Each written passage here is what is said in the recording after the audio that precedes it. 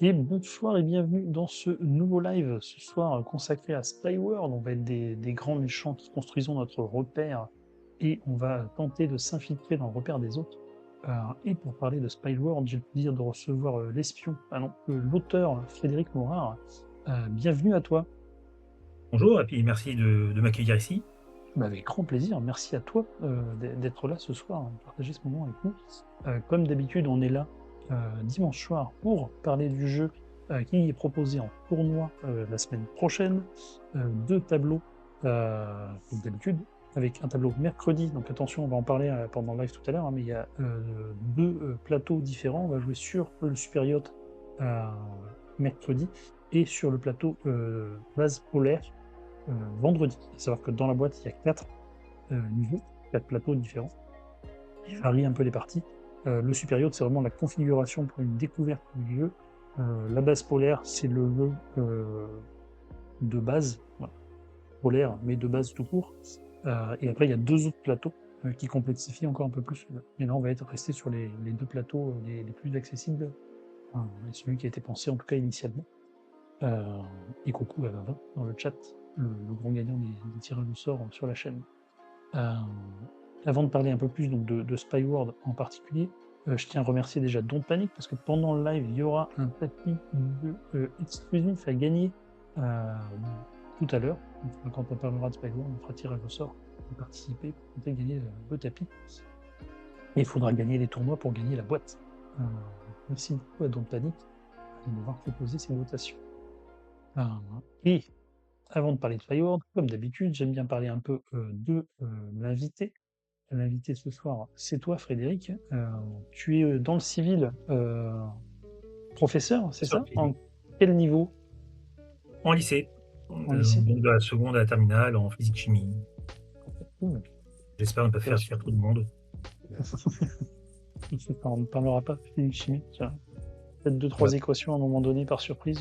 Petite interrogation dans le chat. Non, on va pas faire ça. Je pars en vacances. Oui, c'est encore en vacances. Demain matin peut-être, mais pas tout de suite, pas le dimanche soir. C'est ça. Euh, Tu as commencé ton premier jeu, alors ça remonte à 2013, on va en parler juste après, mais est-ce que dans ton historique toi, de joueur, avant de passer à la création, est-ce que tu étais déjà joueur petit et quel parcours tu as eu en tant que joueur avant d'arriver à la création de tes jeux? Alors j'ai toujours joué et notamment tout petit, je jouais beaucoup avec mon père, tout simplement le dimanche matin avant le petit déjeuner, on faisait une partie de quelque chose. Mon père qui aurait voulu que je sois un grand joueur d'échecs, mais mon père était très très fort aux échecs et moi ça m'a un peu découragé de jouer aux échecs. Ouais. Donc on a joué à plein d'autres jeux. Et par contre, ce qui était rigolo, c'est que, contrairement à la plupart des gens, mon père avait tendance à modifier les règles des jeux. Quand un truc lui plaisait pas dans un jeu, plutôt que de laisser tomber le jeu, il modifie la règle. Et du coup, dès petit, j'ai pris le pli, en fait, de modifier les règles quand ça n'allait pas. Et notamment par exemple, un truc assez marquant, mais quand j'étais ado, je sais pas si, tu connaissais le vieux jeu Armada, Non. un vieux jeu de plateau avec un dé. Et ce dé, moi, il m'embêtait parce que je trouvais que la répartition des réussites des échecs était, pas bonne, Mm. était un peu problématique. Et donc j'ai même été jusqu'à graver le dé pour rajouter des symboles sur les faces, de manière à modifier, le la règle du jeu. Parce que pour moi, le dé n'allait pas et en fait, avec les copains, ben, on était d'accord pour dire que ce serait mieux si la face était un peu différente et donc on a gravé le dé de mon exemplaire et puis on jouait avec ça. Et donc j'ai toujours eu ce sentiment, enfin ce feeling de dire: «Voilà, si un jeu vous plaît pas, vous l'avez acheté, s'il y a un truc qui vous plaît pas dans un jeu parce qu'il y a une règle qui marche pas ou quoi que ce soit, bah, n'hésitez pas à la modifier et puis, faites comme vous voulez. Enfin, l'auteur du jeu sera pas là pour vous taper dessus, s'il est pas content de la règle» et voilà, donc ça s'est passé comme ça. Oui, j'ai un petit passif déjà enfant de modification et d'ajustement des règles. Et du coup, Voilà. le franchissement du pas de dire je ne fais plus que des ajustements des jeux pour qu'ils correspondent vraiment à mes attentes, mais j'en crée un de zéro. Là, c'est à quel moment tu as eu ce virage-là? Bah, ça s'est fait en 2 étapes, en fait. Moi, j'ai fait beaucoup de jeux, mais de très différents types, jeux de rôle, jeux de plateau et jeux de figurines et dans le milieu des jeux de figurines, il y avait plein de petits jeux qui se faisaient, des jeux indépendants et donc j'ai créé mes propres jeux et avec l'arrivée d'internet, j'ai commencé à les mettre en ligne, notamment sur mon blog. OK. J'ai créé un blog, j'ai créé un petit site internet et je mettais des PDF de règles pour utiliser les figurines qu'on avait dans les placards et c'est comme ça que j'ai commencé à créer des jeux et que je les mettais en ligne. Alors forcément, c'était du jeu de niche, hein, de super niche, hein, les jeux de figurines indépendants, gratuits en PDF, sur les blogs, il y a pas grand monde qui s'intéresse. Mais j'ai quand même eu quelques petits succès, quelques jeux qui ont été téléchargés. J'en ai eu un qui a été téléchargé, je crois, à 700 exemplaires, ce qui était déjà, énorme pour l'époque Mmh. et à un moment donné, je me suis dit: «Ben, pourquoi pas essayer de faire quelque chose de plus, abouti, de plus, sérieux?» Et comme j'étais passé en termes de jeux plutôt aux jeux de plateau, eh bien, j'ai commencé à créer des prototypes un peu plus, plateau, un peu plus sérieux. Et puis après, ça a été le hasard, c'est-à-dire que, un copain au club qui a décidé de monter sa boîte pour créer, pour éditer mon 1er jeu qui était, Tralala. Sans lui, je pense que j'aurais jamais été auteur de jeu, édité, quoi. Donc c'est Superlude, 1er éditeur C'est super et lui. du coup, c'était, quand tu dis ton premier jeu, c'était pas forcément ton premier proto, que tu avais poussé qui était abouti? Ou c'est, vraiment le premier truc sur lequel tu avais travaillé, Non, non, il y avait quelques jeux qui avaient jamais vu le jour. OK. Alors dans les, trucs rigolos, par exemple, j'avais présenté, un jeu de zombies à une petite équipe de créateurs français présentera, pas derrière un gros jeu de zombies mis en id, Zombicide? je sais pas si vous voyez? OK. Et en fait, c'était à l'époque, on faisait du jeu de figurines, notamment à T43, c'est les mêmes personnes, hein, Mmh. qui géraient ça et je leur ai proposé un jeu de zombies alors qu'il y avait rien à voir en termes de mécanique, en termes de feeling sur le zombicide, hein. Mais comme quoi l'idée était pas forcément mauvaise. Mais ce jeu, il était beaucoup plus compliqué. C'était un jeu en fait de figurines transposées en jeu de plateau et moi ça me plaisait et je m'éclatais avec, mais objectivement, c'était pas jouable pour une utilisation commerciale, du jeu et pour le vendre. Mmh. Donc voilà, il y avait ça par exemple que j'avais fait avant qui a jamais abouti, derrière. Et du coup, Tralala, donc tu le fais jouer, lui il adore ça. Tu me disais en off, c'était un moment où lui avait des envies aussi de se lancer dans l'édition? C'est ça, alors je vais pas rentrer dans les détails, mais il était dans une période où il avait quitté son emploi et il pouvait pas directement en prendre un autre. Alors c'est des trucs, moi je suis pas dans le privé, donc j'ai toujours du mal à comprendre ce genre de mécanique-là. Mais globalement, il avait un petit temps de pause, qu'il devait occuper. Et puis lui, il était passionné aussi par les Lego. OK. Il cherchait aussi à faire quelque chose en lien avec les Lego, les jeux de figurines, ce genre de choses-là. Enfin, il tâtonnait un petit peu pour savoir ce qu'il voulait faire. Et puis je lui parle du tralala. Et puis, le jeu lui plaît et il dit: «Ben, écoute, ton jeu là, je l'ai édité» et puis il a monté la boîte. Derrière, très rapidement, j'ai eu une autre idée de jeu qui était, donc La Nuit du Grand Poulpe Mmh. et du coup, ben, il l'a édité dans la foulée. Enfin, on l'a fait quasiment les 2 en même temps, quoi, avec un petit peu d'avance, mais, La Nuit du Grand Poulpe est sorti vraiment pas loin derrière et c'est comme ça que ça m'a mis le pied à l'étrier et puis que lui aussi a commencé ses premières éditions. Bonsoir à du 51, bienvenue parmi nous. Du coup, Tralala, c'est quoi exactement? Un petit jeu de chansons, c'est un taratata, Oui, déguisé? bah, c'était un peu ça, c'est-à-dire que, là, on a des cartes, qui sont montrées, qui ont des extraits de chansons françaises dessus et en fait, on va faire un draft et avec ce draft, on va se retrouver avec 7 cartes et avec ces 7 cartes, on va devoir créer une chanson et la chanter devant les autres joueurs et les joueurs vont utiliser des jetons là qu'on voit, pour, voter, un peu comme alors on s'éloigne un peu de Taratata, mais plutôt, Nouvelle Star, et OK. cetera. On va voter et il y avait un système d'équipe, pour, pas que les gens, votent contre tout ce qui n'était pas de chez eux, avec des équipes cachées et à la fin, on comparait le score des différentes équipes. Donc l'idée, c'était surtout de créer des chansons qui ressemblaient à rien, de les chanter avec un air improbable, enfin voilà, c'était, assez rigolo dans le principe. Ah. Tu as déjà cité le suivant, c'était La Nuit du Grand Poulpe, donc toujours chez Superlube. Donc, Toujours tu chez présentes Superlieu, oui. un 2e proto, qui me convainc d'éditer, donc le 2e jeu de Superlube, Oui, bah, là, illustré on avait par joué Jib. c'est ça.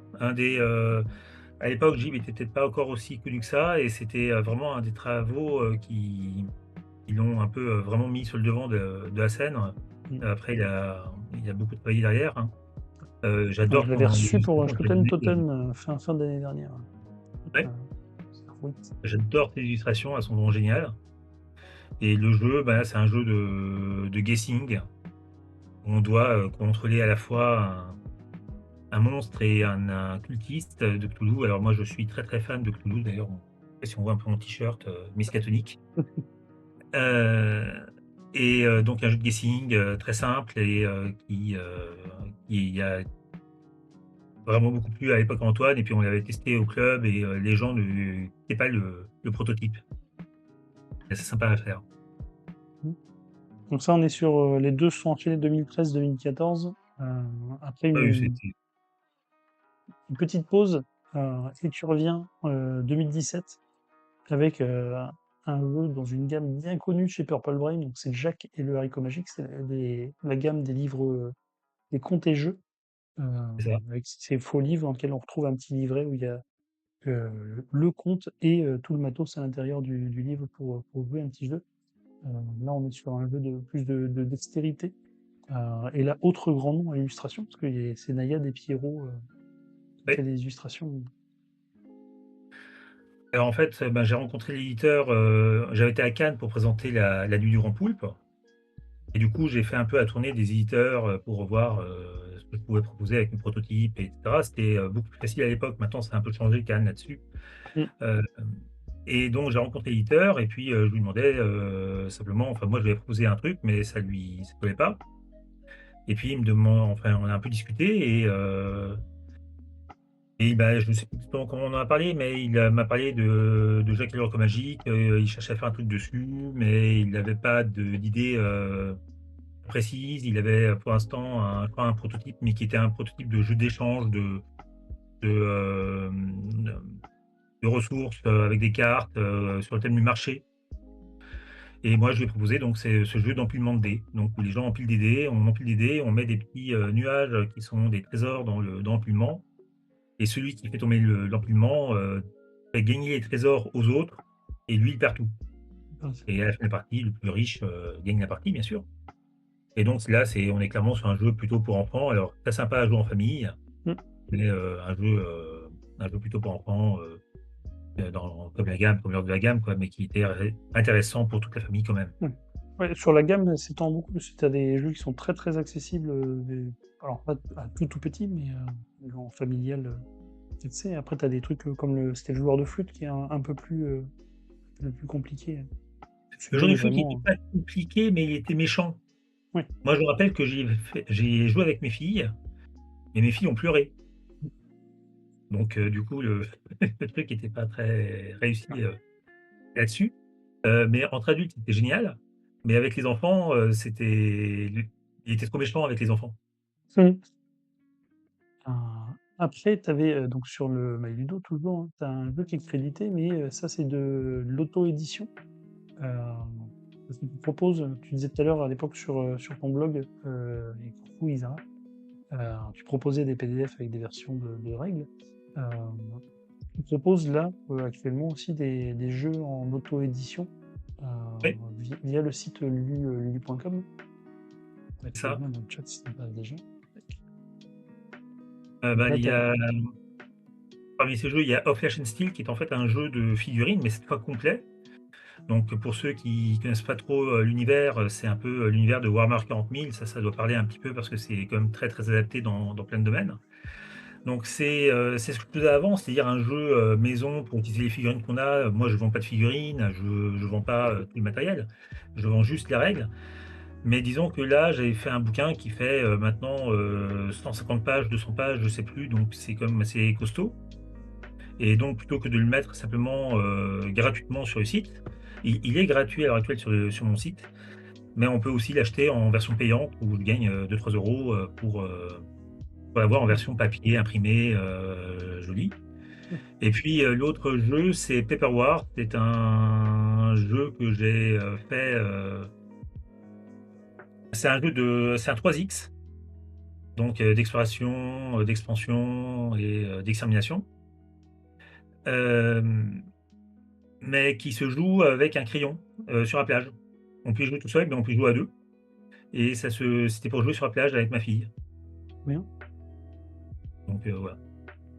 Et ça, c'est des trucs que tu les as proposés à des éditeurs, mais qui n'ont pas forcément retenu l'idée, et du coup, toi, tu trouvais quand même le projet intéressant, donc c'est pour ça que tu les proposes comme ça?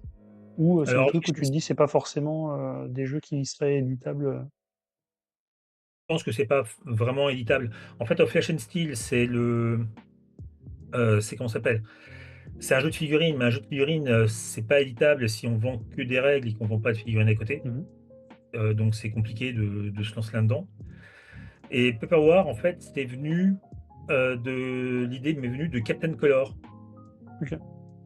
Je sais pas si tu revois Oui, oui. ce magazine. Mhm. Et en fait, il faudrait idéalement comme magazine, il est un peu plus compliqué que Captain Color. Ok. Et donc comme je suppose que Captain Color a pas, été, refait parce que ça devait pas être assez rentable, je pense que celui-ci serait encore moins rentable parce qu'encore plus restreint en termes de joueurs. Mais, c'est un peu l'idée. Donc ceux-là, je les ai pas vraiment présentés à un éditeur, je les ai directement mis en ligne, comme ça et j'ai l'intention, à défaut d'avoir eu le temps d'en refaire quelques-uns. Après, en jeu édité, t'es revenu en 2020 avec Peko Peko. Là, on est chez Brajlon Game. Et là, c'était illustré pardon, par Olivier Fanière. Euh, alors là, je connais pas du tout celui-là. Je laisse rendre quelque chose. Alors Peko Peko, c'est un jeu de bluff et de non-défausse. C'est un peu le principe du menteur, mais inversé. C'est-à-dire que vous avez des cartes, chat, souris, éléphant et puis ça marche selon le principe, bien connu, le chat, mange la souris fait par l'éléphant et l'éléphant écrase le chat. Mhm. Et quand un joueur joue une carte, le joueur suivant doit jouer la carte qui bat celle qui vient d'être jouée. Ok. Mais le truc, c'est que pour gagner, il faut être le dernier à avoir des cartes en main. Et donc, il faut pas jouer ses cartes. Donc à un certain moment, il faut passer son tour, au risque de laisser les autres gagner parce qu'en fait, on gagne exactement si on joue une carte et que personne d'autre la recouvre, On peut la battre. vient Ok. à nous jouer. Marche. Et donc il faut à un moment dire: «Bah, voilà, moi j'ai pas de souris pour, faire peur à l'éléphant», alors qu'on a encore des souris dans sa main pour faire peur à l'éléphant et les autres, enfin le joueur d'après peut nous accuser de mentir. Donc c'est un jeu de bluff et de non-défausse qui demande une petite gymnastique d'esprit, qui est assez perturbante au départ. Et moi, j'aimais beaucoup ce jeu et puis on n'a pas eu de chance, il est sorti vraiment au moment du covid. Mm. Donc on a raté tous les salons, enfin tout était fermé quoi et ça a été un grand regret parce que, je pense que le jeu aurait pu avoir un peu plus de succès qu'il n'en a eu, si on avait pu le présenter et le faire jouer normalement. Mm. Mais le timing faisait que, on a pas eu le choix. Peut-être une deuxième édition plus tard. Peut-être, je lance, un appel à tous les éditeurs qui voudraient rééditer ces vieux jeux, d'une manière ou d'une autre, je Mm. suis là. T'as déjà récupéré les droits sur celui-là, du coup? En fait, les droits, ils sont pas très compliqués, la plupart des contrats qu'on signe en tant qu'auteur de jeu sont un peu similaires. C'est-à-dire que si le jeu n'est pas exploité commercialement, pendant 2 ans, généralement c'est ça la date, C'est ça. ils reviennent automatiquement à l'auteur. Mm. Donc là, pour tous ces jeux-là, oui, ils Mm. sont plus édités à l'heure actuelle, donc il y aurait pas de difficulté. Après, le problème, c'est que nous avons un marché où il y a des centaines de jeux qui sortent par an. Ressortir un jeu qui a pas forcément eu un succès, commercial énorme, hem, après coup, c'est peut-être un peu compliqué et finalement les éditeurs, on préfère aller sur la nouveauté, quoi. Oui, oui. Oui, oui, si toi t'es archi convaincu. T'es Donc dit, hein. moi oui, mais C'est en tout ça. cas l'illustrateur, de Peko Peko était vraiment très convaincu puisque, il avait, «travaillé gratuitement» entre guillemets, Ok. puisque, Brajlon l'avait payé pour faire l'illustration, donc ça, il y a pas de problème et il a fait des illustrations en plus parce que le jeu lui plaisait beaucoup. C'est bon. Et notamment des illustrations spécifiques pour les différents animaux. En fait, il y a des cartes avec des bonus, et un peu, des règles sociales quoi, sur chacune des cartes. Et donc il a dessiné des versions spéciales de l'éléphant, de la souris et du chat. alors qu'au départ, c'était pas prévu parce qu'il était très, très motivé par le jeu. Ouais. Cool. Il y avait quelque chose, je ensuite, on passe à Crazy Sherlock, alors qu'elle a 2 dates puisqu'il a été édité par Ghost Dog et il y a une version française par Don't Panic qui est créditée en 2026. Et du coup, la première date de sortie, c'est 2024. Et bonsoir, Bob Denis. Qu'est-ce Un que tu petit peux jeu, nous dire sur celui-là? bah, celui-là, c'était un des jeux les plus rapidement édités, entre guillemets, que j'ai fait. En fait, les règles étaient très simples, c'était une idée, j'ai fait le truc rapidement, je l'ai testé dans mon club où le jeu avait un énorme succès auprès des ados qui venaient jouer. Ok. C'était assez rigolo, ils pouvaient passer des fois des soirées entières dessus. Hmm. Et puis j'avais donné des prototypes à quelques éditeurs, dont Antoine Davroux, donc le patron de Superlude, et qui, quelques mois plus tard, alors qu'il n'avait pas vraiment regardé le jeu, me téléphone et me dit: «Écoute, j'étais avec des copains éditeurs, auteurs et cetera. On a fait des parties avec des protos que j'avais dans mes cartons. On a adoré celui-là, on l'édite». Et ça a été, très rapide du coup. Et donc après Ghost Dog donc a été revendu à Don't Panic Games, Mhm. d'où les problèmes de dates, C'est ça. multiples. Et c'est juste en fait la continuité de l'édition. Très bien. Et donc c'est un jeu de mémoire. Alors c'est pour ça que ça plaît beaucoup aux jeunes parce que les vieux qui ont plus de mémoire et ont du mal à jouer. Et là vous voyez toutes les cartes qu'il y a, on en retire une de chaque catégorie, un peu comme les sauces de Cluedo en fait. Ok. Et après les cartes on les distribue, donc il y a les yeux, les accessoires, la taille, l'heure et puis le lieu du crime. On distribue toutes les cartes aux autres joueurs et les joueurs ont 15 secondes pour mémoriser leurs mains. On passe la main toutes les 15 secondes au joueur de gauche et il faut se souvenir de toutes les cartes qu'on a vues pour en déduire les cartes qui ont été mises de côté. Wow, ok. Et quand quelqu'un pense qu'il a la bonne combinaison, il arrête le chrono et il fait une annonce. Oui. Ça me plairait. Et faut une bonne mémoire et faut être très rapide. Donc c'est pour ça les ados et les enfants aiment bien généralement. Et en Et nombre les de ados, joueurs, du coup, j'ai pas regardé sur la fiche, c'est 5 joueurs maximum. oui. Ok. Trop bien. Ça a l'air cool. Euh, on a fait le tour de toute la ludographie, en tout cas jusqu'à Spyworld, dont on va parler juste après. On va juste dire un Ouais. petit mot sur la suite. Tu as déjà un projet qui est en cours chez Don't Panic, dont on ne peut pas trop parler encore aujourd'hui. Il y a déjà quelque chose qui est prévu. On te reverra bientôt ton nom sur une boîte, en tout cas. Normalement, Euh, oui, c'était prévu chez Ghost Dog Games et puis donc c'est passé chez Don't Panic, donc on est en train de retravailler dessus et de finaliser les choses. Donc c'est pas finalisé à 100 hein, il y a encore un peu de boulot, mais on espère que ça va sortir bientôt. on espère aussi. Surtout. Et il y a un autre projet qui, lui, est plus avancé. Là, on parle d'un jeu chez Bravelion Games que tu co-signes cette fois avec Stéphane Ronfaux. C'est vrai que tous les autres, c'était auteur, auteur tout seul. Là, tu te lances sur celui-là en co-auteur.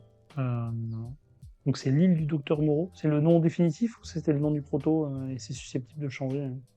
Alors normalement, ça devrait être le nom définitif. Alors ce qu'on voit à l'écran là, c'est juste une image de prototype que j'ai fait moi avec de l'intelligence artificielle, hein. Alors bien sûr, le jeu ne sera pas du tout illustré par de Très bien. l'intelligence artificielle. C'est vraiment juste, ce que j'ai fait moi pour avoir un proto à peu près, joli et me rendre compte de ce que ça pouvait faire, visuellement. Mhm. En fait, Stéphane est l'auteur du jeu à la base, qui devait s'appeler, Les Chasses du comte Zaroff, donc un vieux, vieux film des années 30, pas très connu. Et puis, moi, il m'avait présenté le jeu à l'époque où j'étais avec Antoine à Paris Ludique sur le stand de Superlude. Et puis, il présentait le jeu. Et à l'époque, c'était un jeu à deux, mais à l'époque, les jeux à deux n'avaient pas trop la cote. Alors, ça a beaucoup changé maintenant parce que maintenant, les Mhm. jeux à deux, il y en a beaucoup. Il y a plein de versions de jeux à deux. Mais à l'époque, ça ne marchait pas trop. Et puis, en fait, j'ai repensé au jeu plus tard. Et puis, il y a tout ce qui est H.G. Wells qui est passé dans le domaine public. Et j'ai eu l'idée en fait d'adapter le jeu à l'île du Docteur Moreau, qui est quand même un peu plus connu. Il y a eu des films, voilà, c'est un peu plus sexy en termes de vente. Et j'ai contacté Stéphane. Je lui ai demandé s'il voulait une tête de son jeu. Bon, il n'avait pas trop avancé là-dessus. Et je lui ai demandé s'il voulait bien m'envoyer un exemplaire enfin, les règles en PDF et puis que je vois ce que je pouvais faire avec. Il a accepté, et puis je lui ai proposé des modifications, une rethématisation, et puis on a travaillé dessus. Alors, toute la mécanique de base, c'est pas du tout moi. En fait, j'ai fait plus un travail de développeur, d'éditeur qui a aidé à peaufiner et améliorer le jeu. Mais c'est vraiment Stéphane l'auteur de base. Ok, ça marche. Et ça, t'as une échéance, ils espèrent le sortir à une date en particulier, ou pour l'instant c'est vraiment qu'en travail de développement et ils se forment pas, enfin ils se ferment pas sur une date particulière quoi, encore. On est un peu entre les deux, c'est-à-dire qu'au niveau du développement des règles du jeu, c'est quasi finalisé. Par contre, en termes d'illustration, etc., il n'y a pas encore grand-chose de fait et c'est en cours, donc il n'y a pas encore de date annoncée. Ok, ça marche. Très bien. Euh, on va pouvoir reparler de ce qui nous intéresse ce soir, Spyworld. Euh, donc là, en termes de calendrier, les premières idées de Skyward, elles remontent à quel moment? Ça remonte à il y a 7 ans. Donc voilà, 7 ans entre les premières idées du jeu et la boîte entre mes mains. D'accord. Donc c'est quand même une durée assez importante. Euh, j'ai mis 2 ans avant de le faire signer chez Don't Panic Games. Oui. Et après 5 ans de développement avec Don't Panic. Ok, ah oui, quand même. Qui fait un gros boulot de développement des jeux pour le coup. D'ailleurs, on en profite, et, donc là, juste pour remercier une nouvelle fois Don't Panic et en profiter pour lancer le tirage au sort. Donc, vous pouvez faire point d'exclamation merci Don't Panic dans le chat pour tenter de gagner le tapis exclusif du jeu qui est offert par Don't Panic Game ce soir.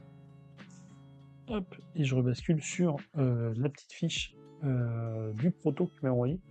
Qu'à la base, on n'était pas des espions, c'était le thème médiéval. Ça. C'était en fait, le jeu vient de ma lecture de la bande dessinée Donjon de Lewis Trondheim. Mhm. Donc une BD très drôle. Alors à ne pas confondre avec le Donjon de Nullbuck, Non. qui est très connu aussi. Et dans Donjon, en fait, c'est l'histoire d'un maître de donjon qui va envoyer un agent qui est un canard, puisque le premier tome s'appelle Cœur de canard, pour aller haussir les ennemis qui sont en dehors des concurrents qui veulent racheter son donjon. Et c'est comme ça qu'est née l'idée de créer un donjon et de créer un agent qui allait combattre un donjon adverse.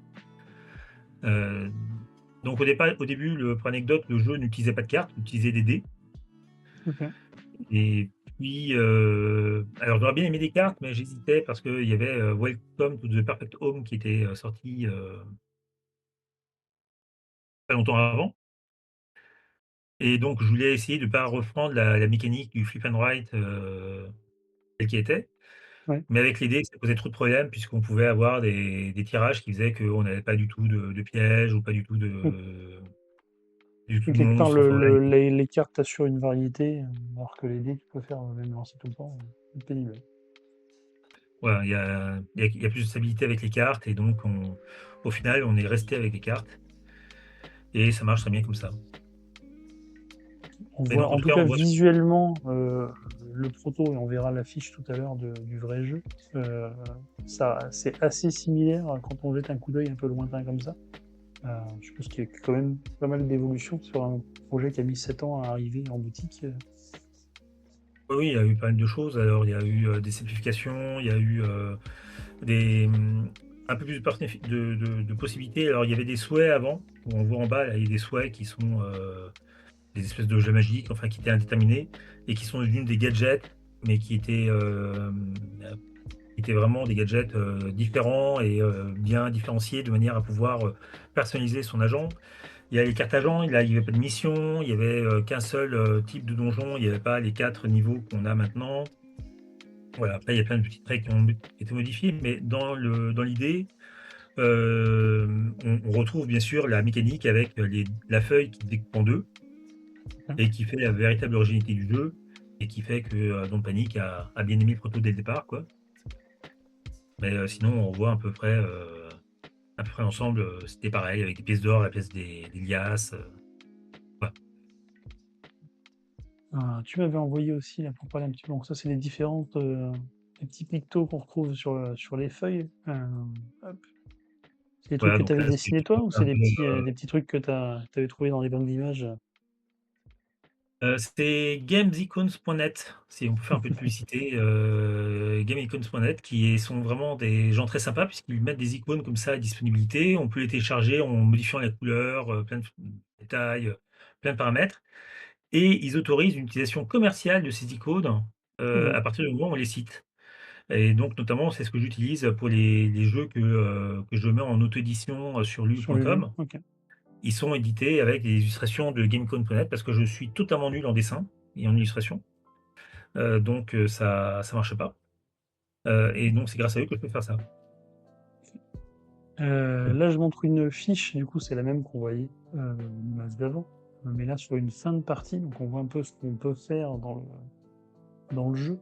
Parce qu'à chaque tour, on va pouvoir dessiner justement des éléments à l'intérieur donc au-delà du château, maintenant ça va être un repère. Et ensuite, on va parcourir le repère d'un autre joueur euh, pour récupérer des trésors qui sont cachés. C'est ça le principe de base, c'était déjà ça. En proto, tu l'appelais comment le proto à l'époque? Donjon, Donjon aussi, ça reprenait simplement le heu, nom.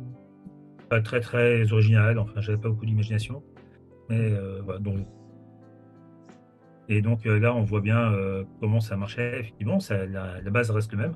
La grosse différence, c'est les murs. Maintenant les murs, ils bloquent une entrée, avant ils bloquaient une case entière, Ok, ok. donc c'est la seule petite Oui, différence qu'il y a vraiment dans les mécaniques, mais sinon c'était le même principe. ok. Avant, c'était des très gros murs. C'est un Voilà, château, donc c'était des gros murs en pierre.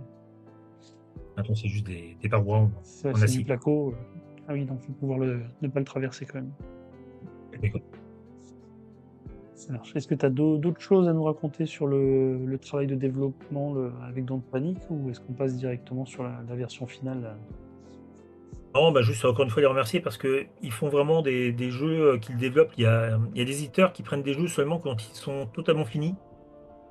C'est-à-dire que le moindre défaut dans un jeu est rédhibitoire et puis finalement ils le mettent de côté et ils disent: «Non, là le jeu, il y a tel défaut, ça nous intéresse pas» et Don't Panic, bah, j'ai eu de la chance de tomber sur eux parce qu'ils font vraiment l'effort de développer les jeux et ils prennent vraiment des jeux qui sont, pas forcément parfaits au départ, mais dont ils sentent qu'il y a un potentiel et qui leur plaisent et qui vont faire l'effort de développer le jeu de manière intéressante.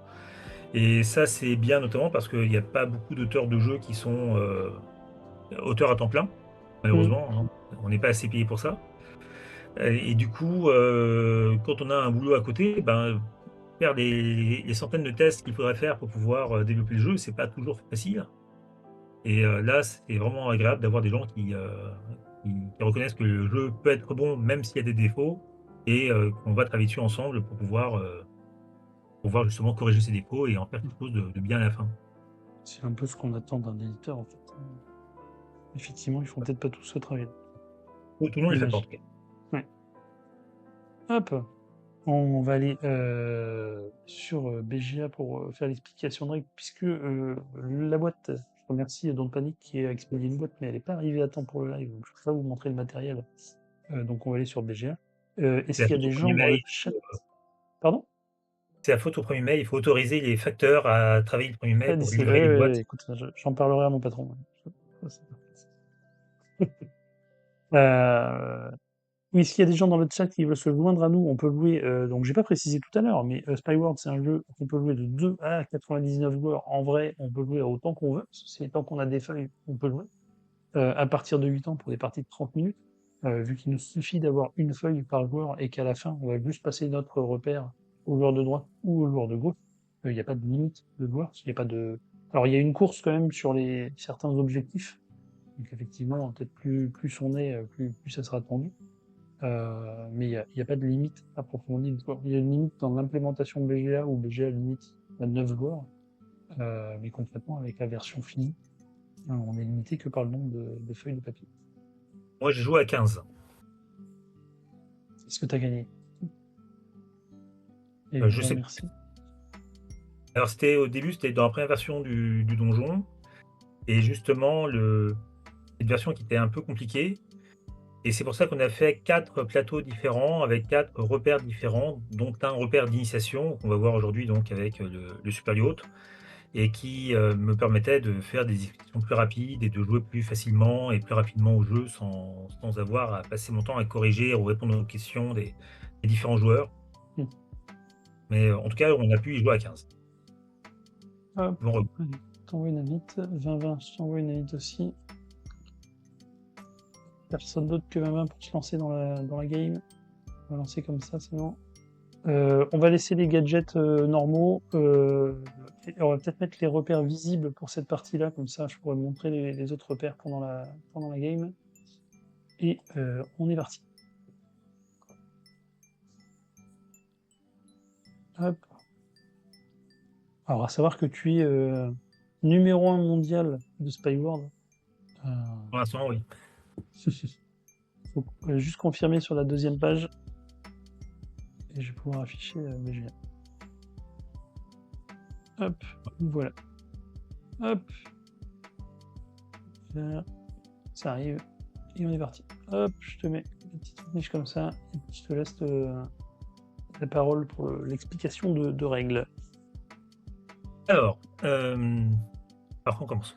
Alors, vous avez 3 pioches différentes avec 3 cartes qui vont être tournées à chaque tour. Donc, on va jouer au maximum 35 tours de jeu. Et à chaque fois, donc, on va retourner une carte de chaque pioche qui va être associée donc avec le dessus de la pioche dont c'est issu. Donc là, par exemple, on a une scie, la troisième pioche, là, c'est une scie géante qui est dans la colonne numéro 4.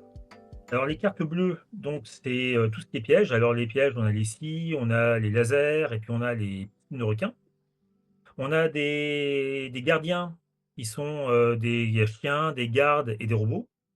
Et puis on a des trésors qui sont des secrets en fait, plutôt, qui sont des microfilms, qui sont des disquettes ou qui sont des MacGuffin, donc des valises avec un truc mystérieux à l'intérieur. Toutes ces cartes bleues, elles sont toujours associées avec une carte qui va indiquer dans quelle colonne ou dans quelle ligne on peut les placer. Donc là, on peut placer la scie géante dans la ligne numéro 4. Donc on choisit une case vide et puis on met la scie là où on veut, tout simplement. Mm. Il y a des murs qui sont un peu particuliers parce que là, on va choisir une case et on va mettre un mur pour former l'une des entrées. Voilà, c'est ça le petit mur. On choisit l'une des 4 entrées de la salle qui sera bloquée, donc on ne pourra pas passer par là par la suite. Au passage, vous avez des cases qui sont grisées, 3 cases grises en bas du repère, qui sont des cases dans lesquelles on ne peut mettre ni requin, ni robot. On va être gentil avec l'adversaire. On va laisser l'adversaire sortir du hall d'entrée. Et le hall d'entrée, donc qui est en strié gris, avec les flèches. Voilà. Et là, on peut rien mettre du tout et on peut même pas la fermer à ça avec des murs. On doit quand même pouvoir permettre à l'adversaire de rentrer. On lui offre un martini vodka frappé. Et puis après, on lui dit d'aller faire un tour dans la piscine aux requins, mais au début, on est gentil. Donc voilà. On a des budgets. Alors le budget, c'est les liasses de billets qui sont à gauche, qui sont entourés au départ. Là, il y en a 10 qui sont entourés au début. Ces budgets, en fait, ils vont servir à différentes choses, et notamment, par exemple, à transformer une ligne en colonne quand on joue dans le mode donc, du super yacht. Donc, par exemple, là, ma scie, je peux la mettre dans la ligne numéro 4, dans la colonne pardon, numéro 4, mais pour 2 liasses de budget, eh bien, je peux la mettre à la place dans la ligne numéro 4. Donc tout ça, c'est répertorié, c'est indiqué sur la feuille de repère, effectivement, qu'on voit ici, hein, sur comment est-ce qu'on peut dépenser les sous. Les sous, on peut en gagner de différentes manières, mais essentiellement, c'est en plaçant des secrets. Donc les secrets, je rappelle, c'est les microfilms, les disquettes et puis les valises. Quand on place ces éléments-là, on va gagner 2, 3 ou 5 liasses de billets en plus. Donc c'est la principale source. L'autre source, ce sont les missions, mais on verra après. Et puis enfin, on peut aussi passer son tour. C'est déconseillé, mais on peut passer son tour. Des fois, on n'a pas le choix. Et dans ce cas-là, on gagne une liasse de dédommagement. Alors ces liasses, elles vont servir à quoi? Donc elles servent à, modifier donc lignes et colonnes pour poser, les aménagements, mais ça peut servir également pour pouvoir, acheter donc de l'entraînement pour son agent secret. Donc là, par exemple, on a une, carte, d'entraînement pour le déplacement. C'est la deuxième pile, voilà ici. Donc là, le nombre qu'il y a sur la carte au-dessus, le 2 ici, c'est pas une ligne ou une colonne, c'est le nombre de liasses que ça va coûter. Donc là, pour 2 liasses, je vais gagner 3 points de déplacement. C'est Parce le qu'il y a petit un 3 3 qui sur la est petite marqué, carte en bas. voilà, c'est ça. Alors ces cartes, elles varient de 3 à 5. Donc après, c'est à vous de voir si c'est intéressant ou pas. Quand il y a un 1 pour 5, enfin quand il y a 5 points de déplacement pour une liasse, bah là c'est super rentable, on l'achète. Quand vous avez 3 liasses, 3 points de déplacement pour 5 liasses, bah là c'est très mauvais, donc généralement personne ne prend. Mm. Après entre les deux, faut voir en fonction de ses exigences. Mm. Donc on va avoir le mouvement, la discrétion et le combat amélioré, donc c'est la partie droite de la feuille. Et donc on va entourer les cercles au fur et à mesure qu'on achète les points. Moi, je conseille pour une première partie de mettre au moins 10 points dans chacune des caractéristiques, voire plus pour les mouvements. Voilà, c'est un Ok. conseil. Premier Sinon, on va tips de l'auteur. voilà, c'est quand même mieux. Juste un petit mot pendant qu'on y est, les secrets qu'on met, il faut qu'ils soient accessibles depuis l'entrée. Ils sont entièrement murés, c'est-à-dire si on ne peut pas arriver jusqu'au secret sans passer par un mur, et bien dans ce cas-là, ils ne rapporteront pas de points de victoire à la fin de la partie. Parce que Et les secrets on peut pas y accéder nous non plus, donc on peut pas récupérer ce qu'il y a dessus. voilà, sont murés, on n'en bénéficie pas. Donc les secrets, c'est ce qui va faire gagner des points de victoire à la fin de la partie. Si tu peux remonter les petites icônes de secrets, c'est marqué dessus. Il y a marqué 10, 20 ou 30. Voilà, ici, en plein milieu 10, 20 ou 30. C'est le nombre de points de victoire qu'on va gagner si on garde le secret dans son repère à la fin de la partie. Et c'est le nombre de points de victoire qu'on va gagner si on réussit à voler le secret à un adversaire. Ok. Voilà, donc c'est l'essentiel des sources de points de victoire. Enfin, il y a un troisième type de carte, c'est les cartes vertes on a ici, on a de la chance que ça on peut le voir directement, c'est la caisse qui est tout à gauche. La caisse qui est un gadget. Alors le numéro 2 qui est au-dessus, c'est pas le coût, parce que le gadget est gratuit, c'est le type de gadget que c'est. Donc là, c'est le gadget numéro 2. Donc là, il faut juste monter un petit peu, voilà, ici. Et donc là, on a le pistolet. Donc le pistolet qui va permettre d'éliminer un gardien sans perdre aucun point de caractéristique. Les gadgets les plus remarquables, c'est le gadget numéro 1 qui permet de répartir des points de caractéristique à la fin de la partie, si vous n'avez pas bien entraîné votre espion. Le gadget numéro 3 qui permet de poser un aménagement gratuit n'importe où sur le repère et qui est toujours pratique. Et puis le gadget numéro 5 qui permet de passer à travers un mur. Donc si l'adversaire a mis beaucoup de murs, c'est bien d'avoir la foreuse laser. Alors quand je disais que les gadgets étaient gratuits, c'est pas tout à fait vrai, parce qu'à la fin de la partie, le joueur qui aura pris le plus de gadgets perdra 20 points de victoire. Hmm. Et c'est quand même assez conséquent. Et attention, la foreuse laser étant tellement importante, elle compte pour 2 gadgets pour savoir qui a utilisé le plus de gadgets. Et c'est la petite Donc case il y à a cocher qu'on voit sur la carte. voilà, c'est pour ça qu'il y a 2 petits ronds pour rappeler. Donc ça compte pour 2. Donc en termes de jeu, ben, on a 3 cartes qui sont disponibles. On en choisit une, on applique les effets sur son repère. Il est possible d'en choisir une deuxième, voire une troisième, en utilisant des actions bonus. Les actions bonus, elles sont marquées juste en dessous du repère dans la feuille. Je sais pas si tu les vois. Oui. Voilà, c'est ici. La première fois que vous utilisez une action bonus, ça vous coûte une liasse. La deuxième fois, 2 liasses. Et puis après, 3 liasses. Et vous pouvez faire 5 actions bonus maximum dans la partie. Donc ça permet de faire une deuxième carte différente, hein, pas la même que la première. Ok. Mais ça permet de jouer, donc si vous avez 2 cartes qui vous semblent très importantes, et très intéressantes, bah, ça vous permet de directement prendre ces 2 cartes à la fois. Et c'est qu'une seule action bonus, on peut pas utiliser les 3 cartes dans un tour en cramant 2 actions bonus dans le même tour. Si on peut. Si on peut. Ok, ça marche. On peut. Et bonsoir les. Donc c'est bon, après ça coûte cher et puis après vous avez que 5 possibilités dans la partie. Oui. Que dire d'autre? À la fin de votre tour, donc vous pouvez, alors vous pouvez passer un tour donc pour gagner une liasse et à la fin de votre tour, vous pouvez vérifier si vous avez fait des missions. Donc là, on a tiré 3 missions au hasard, il y a 9 missions dans le jeu, donc il y a 3 hasards. Donc la première mission de ce que je vois là, c'est la mission des robots. Il faut avoir 2 robots côte à côte dans son repère. La Mmh. deuxième, il faut avoir emmuré un secret. Alors je vous disais de ne pas le faire tout à l'heure, mais justement là, c'est un cas où ça peut être intéressant de le faire. Et la troisième, c'est d'avoir acheté 10 points de Discrétion. discrétion. OK. Donc quand vous avez fait la mission, eh bien vous en physique, hein, vous dites simplement aux joueurs, aux autres joueurs: «J'ai fait cette mission-là» et là, vous avez 2 récompenses possibles. Vous avez une récompense immédiate ou une récompense à la fin de la partie. Donc là, par exemple sur celle-là, par exemple, là sur les points de discrétion, soit vous choisissez d'avoir 2 points de liasse immédiatement, soit vous choisissez d'avoir un bonus de +10 à la fin de la partie. C'est au choix, mais c'est l'un ou l'autre. OK, et si Donc on le prend immédiatement, on le bloque pour les autres joueurs, qui peuvent pas le faire, ou? alors, quel que soit le choix, si je fais une mission, la mission n'est plus disponible pour les tours suivants. Par D'accord. contre, si 2 joueurs font la mission en même temps, ils gagnent tous les 2 leurs Le points, bonus, sans problème. maximal, OK. Ça Voilà marche. et simplement, c'est effectivement un côté course, hein, faut se dépêcher. Voilà, alors qu'est-ce que j'ai oublié de dire? Donc la partie s'arrête normalement quand on a fini les 35 tours.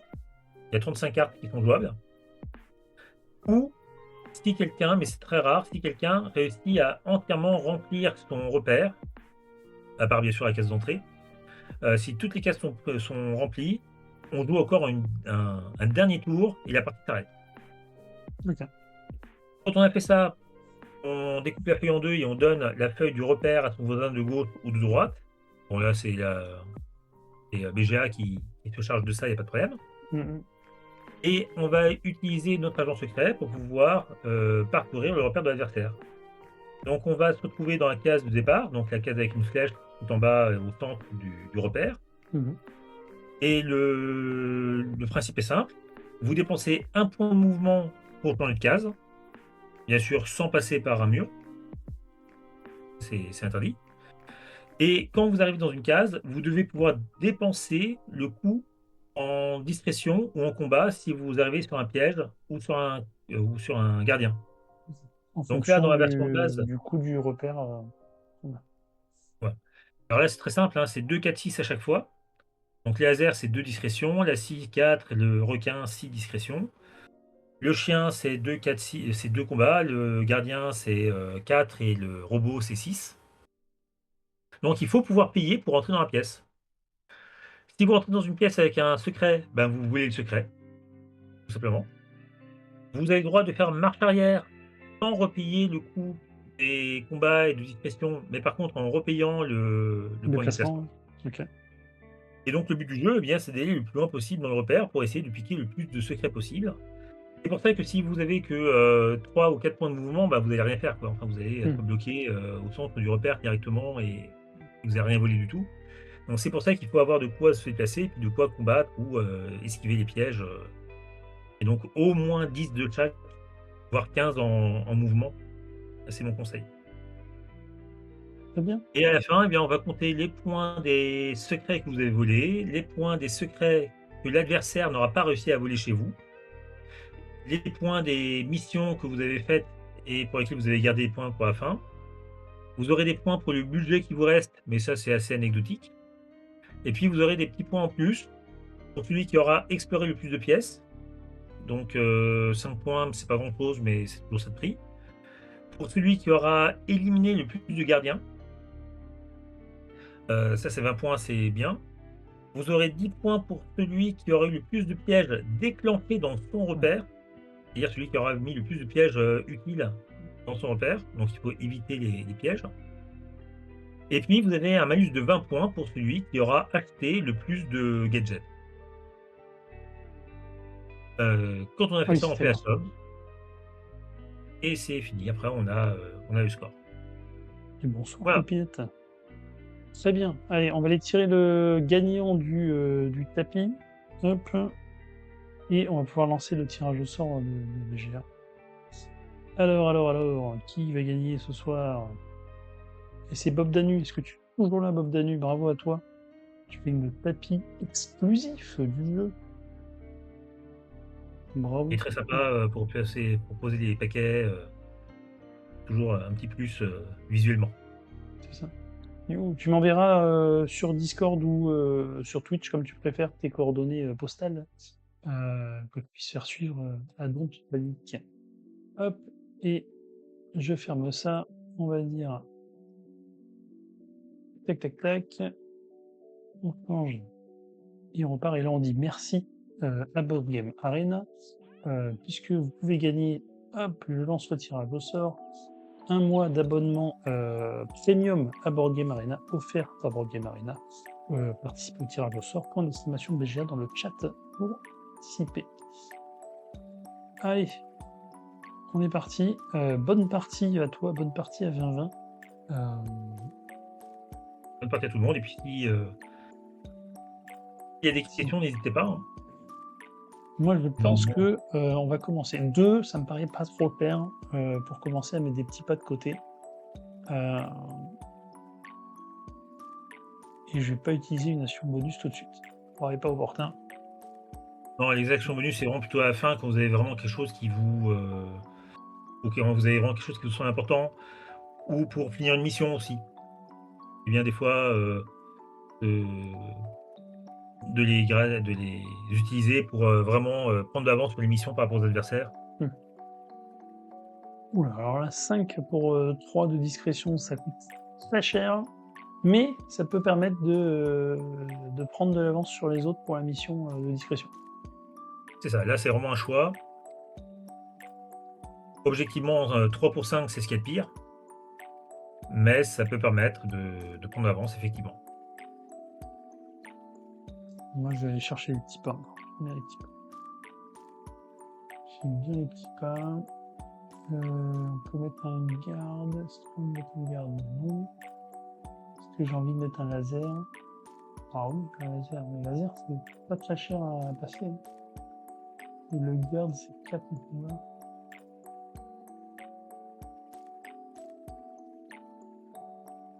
Et on va tenter un garde. Hop. C'est aussi des valeurs sûres, ça. Alors, qu'est-ce qu'on nous propose? 3 pour 4, 4 pour 3, ou un laser en colonne 4. Qu'est-ce que je vais faire avec ça, moi? J'ai déjà cramé pas mal de budget. On va mettre un petit laser, ça fait plaisir, un petit laser. Alors j'ai cramé aussi pas mal de budget, c'est toujours une mauvaise idée. Hein. Après, Alors là, j'ai mis... à faire. Je vais aller regarder ce que tu fais. Ah, t'as déjà mis une scie, toi, d'entrée à la porte d'entrée. Ah, bravo. Ouais.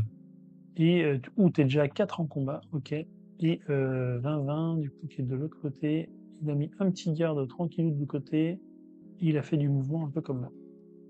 Donc là, dans la partie de ce soir, j'ai activé le fait qu'on puisse regarder les repères des autres, ce qui ne sera pas le cas.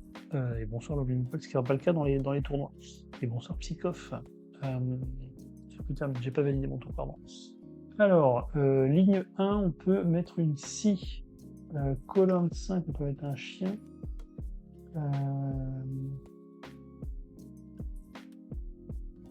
Ça, c'est très bien.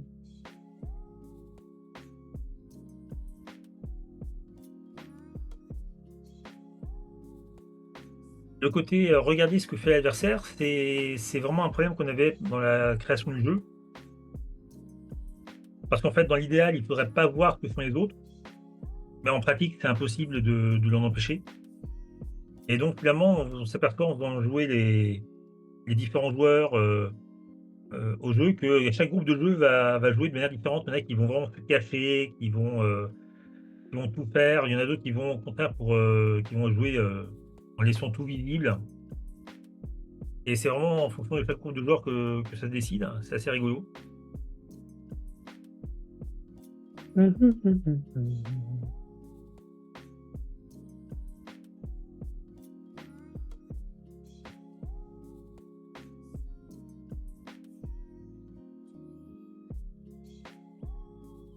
C'est pas fou ça, hein? Faire ça. Alors, qu'est-ce qu'on nous propose? 2 pour 3 déplacements. Ça, c'est bien, ça. Ça va prendre la fête. On n'a pas eu encore les... De quoi nous faire des sous, là. Il y en a eu une qui est passée au début, mais qui est pas revenue. On a eu un secret qui est passé. Pas fait attention. Ah bah si, bah on avait la caisse, bien sûr. Pour 5 pour 4, c'est super. En plus, j'ai pas de quoi payer. Et la maison ne fait pas crédit. Non. On va faire des lasers à foison. Hein. Des lasers à foison. Ah, ça c'est bien. 2 pour 3 combats. Ouais. 2 pour mettre un peu de la. Et là, tu as une mallette, donc tu as un secret. Mais j'ai bien envie de faire ça. Ça là. Si vous avez des problèmes de sous comme moi, la mallette est une bonne option. Et puis je vais faire ça. Oh, un petit peu. On va pas débattre. Soyons raisonnables. Soyons raisonnables. Est-ce que je le mets de ce côté-là? Ouais, si. Je peux le faire en même temps. On va faire des... Ah, bah voilà. Enfin le mur. Hop. Là.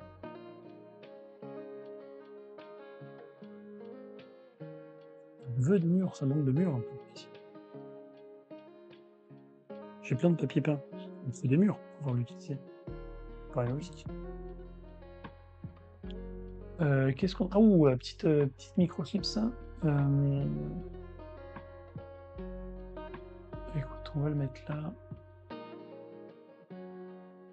Hop, c'est pas cher. Pas forcément là que j'avais envie de le mettre. Mais on va le faire avec.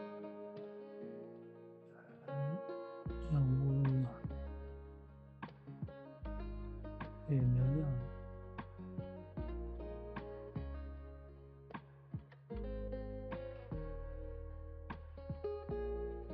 On fait comme ça. Alors là, par exemple, le fait de voir le repère de l'adversaire est important, puisque là, je sais que tu vas pouvoir faire ta mission, logiquement. Alors attends. C'est quoi l'émission déjà? Deux robots adjacents, c'est non. Et un secret emmuré. Ok. Là, tu as vraiment intérêt à le faire, et je pense que que tu es le seul à pouvoir faire la mission. Et donc, tu vas pouvoir nous la prendre sous le nez, là. Et toi, tu peux pas. Et 20-20. Ah si, 20-20 l'a fait là. C'est 20-20 qui a validé la mission 2. Bah, je vais prendre ça. Hein. Ah oui, non, j'ai confondu, oui, c'est 20, effectivement. Autant pour moi.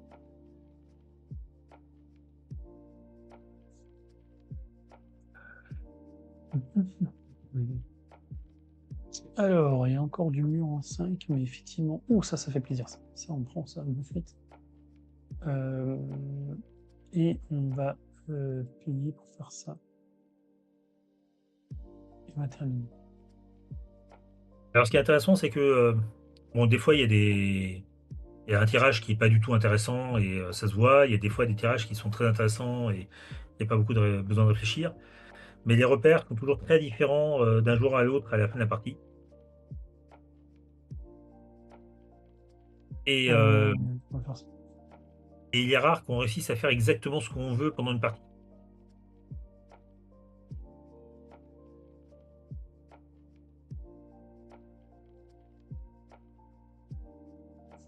Ah, est-ce qu'on a envie du gadget là?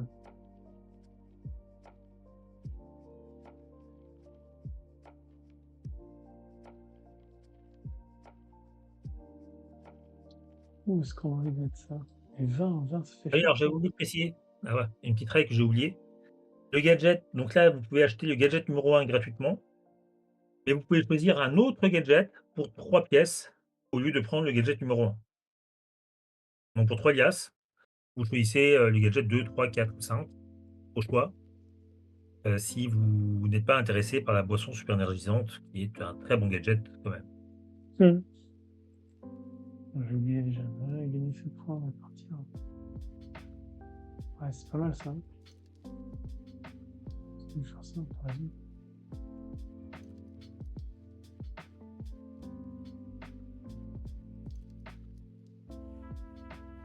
Hop, on va faire ça. Tu m'as convaincu.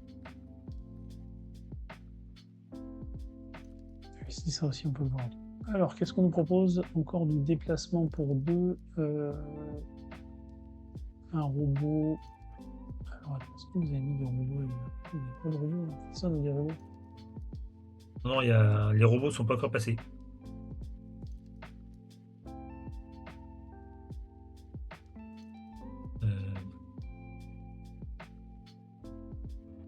Hmm. Deuxième. C'est compliqué de mettre deux robots là en bas. Sachant qu'on peut pas les mettre dans la zone grise. C'est ça, mais on peut, donc, inverser colonne et ligne. Ah oui, c'est vrai. Alors ça, 1, 2, faire ça. On va faire ça. Effectivement, c'est peut-être plus mal. Donc ça, c'est l'avantage d'être sur le repère du super yacht, qui est le niveau le plus simple des quatre. Alors sur les autres repères, en fait, pour 2, vous pouvez décaler d'1 point la colonne ou la ligne.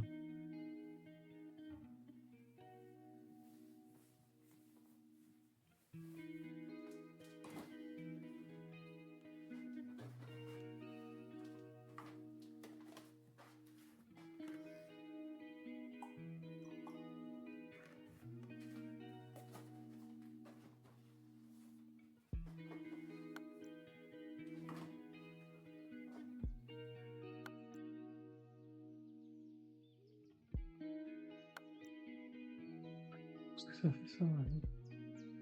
Faire ça.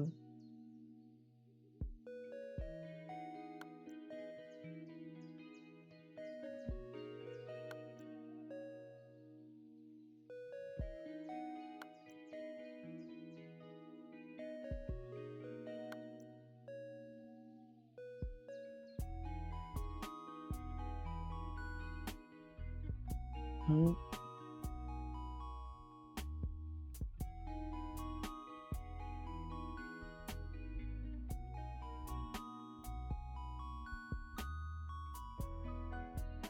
Bon, ça c'est bien ça. Voilà, c'est un choix facile.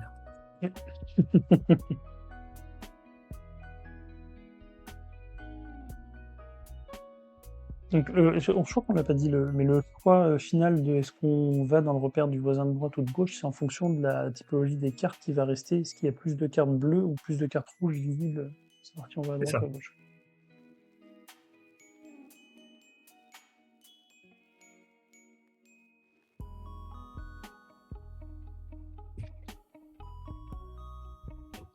Alors dans la version d'origine, il y avait pas ça.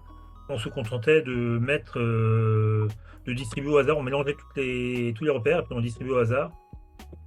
Alors ça marchait pas mal quand on jouait à 15. Mmh. Par contre, quand on joue, à 2-3, ben, enfin à 3-4 plutôt, il y avait toujours quelqu'un qui retombait sur la feuille, enfin sur sa propre feuille, donc on était obligé de remélanger, enfin c'était un peu compliqué. Donc on a fait cette règle-là pour simplifier les choses, ici. Mais ceci dit, chez vous, si vous êtes un peu nombreux, n'hésitez pas à prendre les feuilles, à les mélanger et puis à les donner au hasard, quoi. C'est encore mon mode de jeu préféré. Mmh. Alors, remarque que 2020 a déjà validé 2 missions sur, je crois que toi, tu as fait aucune. Par contre, tu mets beaucoup, beaucoup de trésors qui sont éparpillés, et tu joues pas du tout les murs, quoi. Oui, je teste. Alors que nous, Ça fait on est longtemps que j'ai pas on fait est ça, mais on est full mur, quoi. On va prendre ça.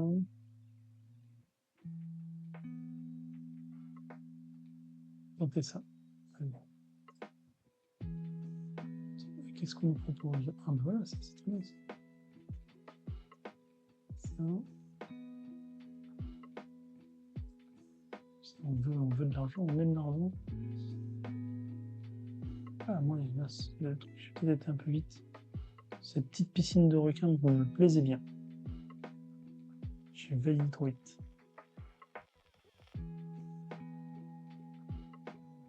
Bonne soirée, Pépé. Alors, on propose du déplacement. Ici.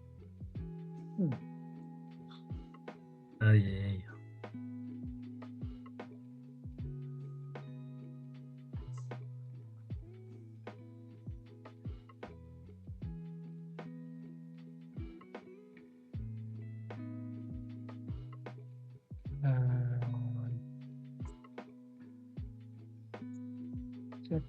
C'est quoi c'est bien.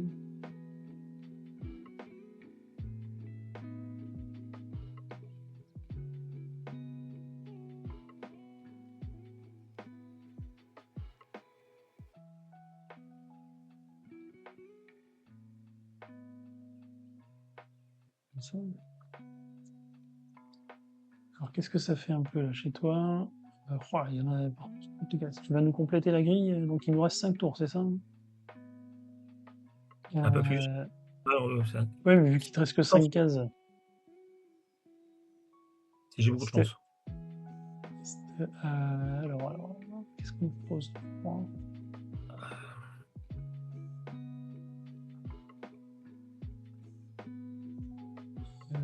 faire ça.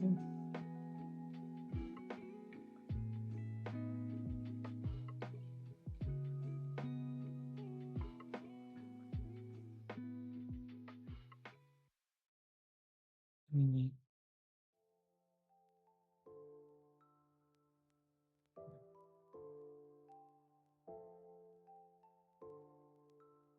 Non.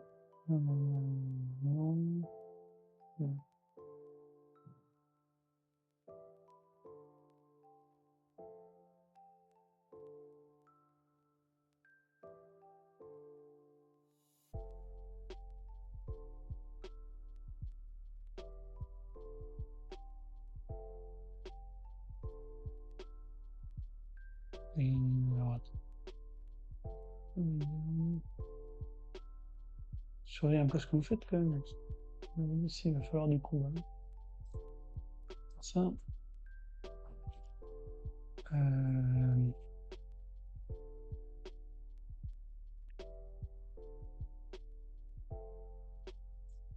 Ça.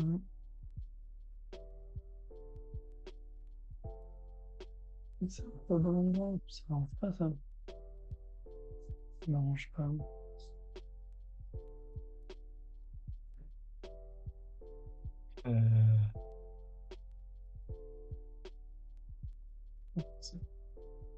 Tant pis. Ah voilà, ça fait plaisir. Si on va payer 2, on va mettre là. Et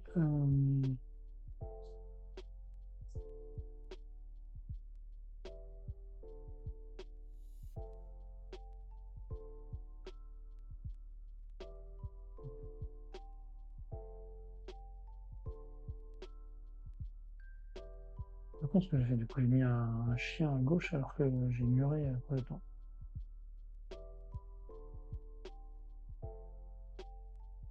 Alors, qu'est-ce que tu me as fait? Attends, on avait pris un peu partout. Était plutôt discrétion, plutôt combat. Et un peu, ouais, plutôt petit combat.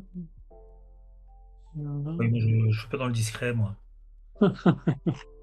Oui. Hop, et 20, il y a du déplacement. Qu'est-ce que je vais faire avec ça?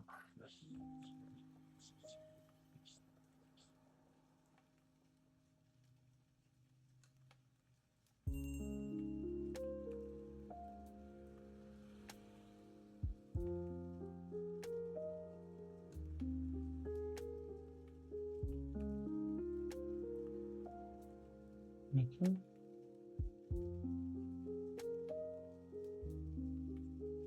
Alors. Hop, hop, hop. Comment ça?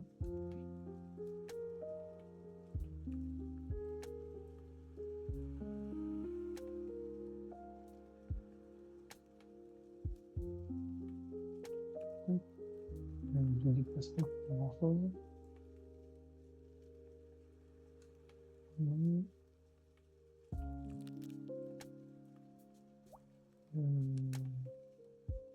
Je vais passer là.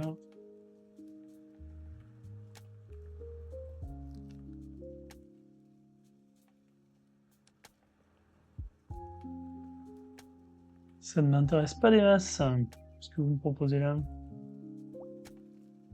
On peut passer un tour, hein. Des fois, la petite liasse en plus, peut faire la différence pour, la suite. Bon là, c'est quasiment la fin de la partie, donc c'est un peu compliqué. Ah, si Mais tu entre commences à placer mettre un des truc masses. qui ne servira à rien et passer un tour, des fois, il vaut mieux passer un tour. Bah là, je peux placer la disquette, mais c'est de l'argent facile pour vous, quoi. C'est pour ça, il faut pas forcément chercher à placer un truc si tu sais que Mm. ça va être, cadeau pour l'adversaire. Ah, ça c'est mieux, je préfère. Hop, hop, hop. Ah bah, le deuxième truc, c'était quoi? Neutraliser un gardien. Ok.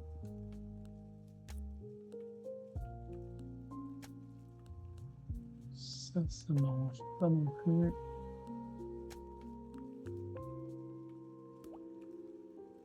On va voir si ça va vous donner envie d'aller là-bas. Sur un point.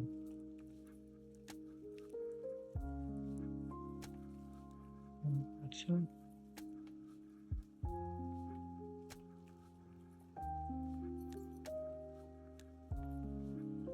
Ah oui, ça y est, donc là c'est la fin. C'est la fin. On sait déjà chez qui on va aller? Ou Non, pas pas encore? encore. Alors, toi, du coup, tu m'as mis quoi? Tu m'as mis... là, c'est pas mal de faire ça. Donc ça serait moins discrétion.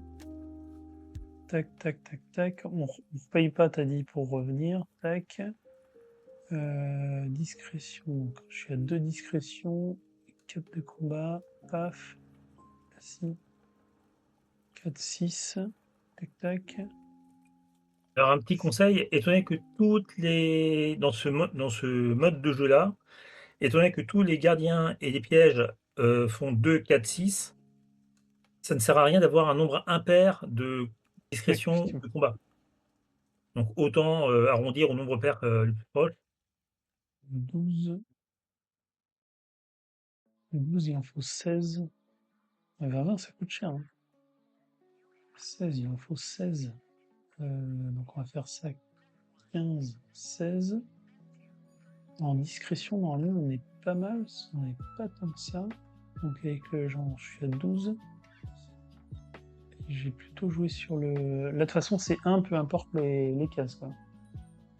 1, 2, Le 3, mouvement, 4, c'est 1 par 4, oui. 5, 6, 7, 8, 9, 10, 11, 12, 13, 14. Et 8, c'est... Hop, 1, 2, 3, 4, 5, 6, 8, 9, 10, 11, 12. 12 ou 15, ça me suffit. Tac, tac, tac, tac. Et là, je suis à 12. 12, 16. Effectivement, ces deux-là, ça sert à rien. On va prendre un déplacement pour la fin. Allez, on va faire ça. Alors, j'ai récupéré ta feuille à toi. Ouais. Est-ce que sur BGA, on peut revenir, on peut tester et annuler ou on est obligé de tout faire d'une traite? Alors quand tu as fini, tu as la possibilité d'annuler. Ok. Alors normalement, dans l'esprit du jeu, c'est, quand on joue avec le papier et crayon, on fait au fur et à mesure, on n'a pas le droit de revenir en arrière, donc on n'a pas le droit de recommencer. Ici, dans BGA, on peut. Alors bon, après, si on fait ça 10 fois, c'est un petit peu casse-pied, quand on joue en temps réel. Mais quand on joue en tour par tour, notamment, vous avez autant de temps que vous voulez pour refaire le déplacement idéal. Mhm. Ça, ça, ça. Les petits bonhommes, on a dit que c'était 4. C'est plus intéressant de faire ça. Je pense 4. Fais ça. Ça, c'est 4 de discrétion encore. Oui, je dépense 4. Je fais ça. Je fais ça. Je fais ça. Je fais ça. Je fais ça. Je fais ça. Je dépense 4. Et je fais ça. Je t'ai juste laissé un petit trésor. J'ai fini mes déplacements. Il me reste encore de la discrétion, il me reste du combat, mais j'ai utilisé tout mon déplacement. Je pense qu'on est pas mal. Je valide. J'ai même pas eu besoin de nuit. Je termine mon exploration. Du coup, j'ai récupéré la tienne, t'as récupéré celle de 20-20 et 20-20 a récupéré la mienne. Et par C'est contre, ça. on voit plus. Vas-y, t'étais à.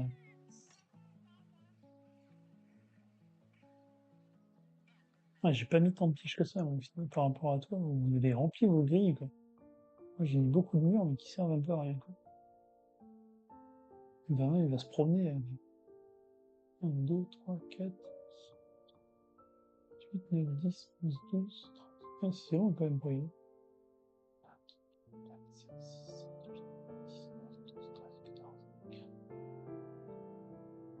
15 aussi, il peut faire ça. Donc il aura que 2 lasers, une ici et un requin. Donc 2 lasers ici et un requin. Oui, par contre, je suis full discrétion, quoi. Il n'aura pas assez pour passer la.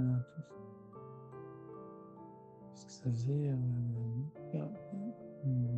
Le requin au début, il est embêtant quand même. 6, parce qu'après, il ne reste que 6. Il peut aller chercher le 30 là-haut. Il peut faire ça, ouais. Donc ça il fera, il va ramasser 50 trésors, quoi. 50 Ouais, trésors. Ouais. Alors, toi, tu nous as ramassé. Qu'est-ce qui se passe? Oh, c'est une victoire, mais quel talent, mais quel homme! Ah oui, il fait un gros score là quand même. C'était totalement maîtrisé. Oh, 239 Je savais exactement ce que je faisais, tu vois. Ah, c'est un gros score de 139, hein. C'est pas mal du tout. Mais surtout que je sais pas tant si c'est mon repère qui a l'air totalement nul, mais par contre, sur ton repère à toi, j'ai pu vraiment tout ramasser, quoi. Donc je Ouais, sais j'ai pas ce qui me fait le plus pas. de points.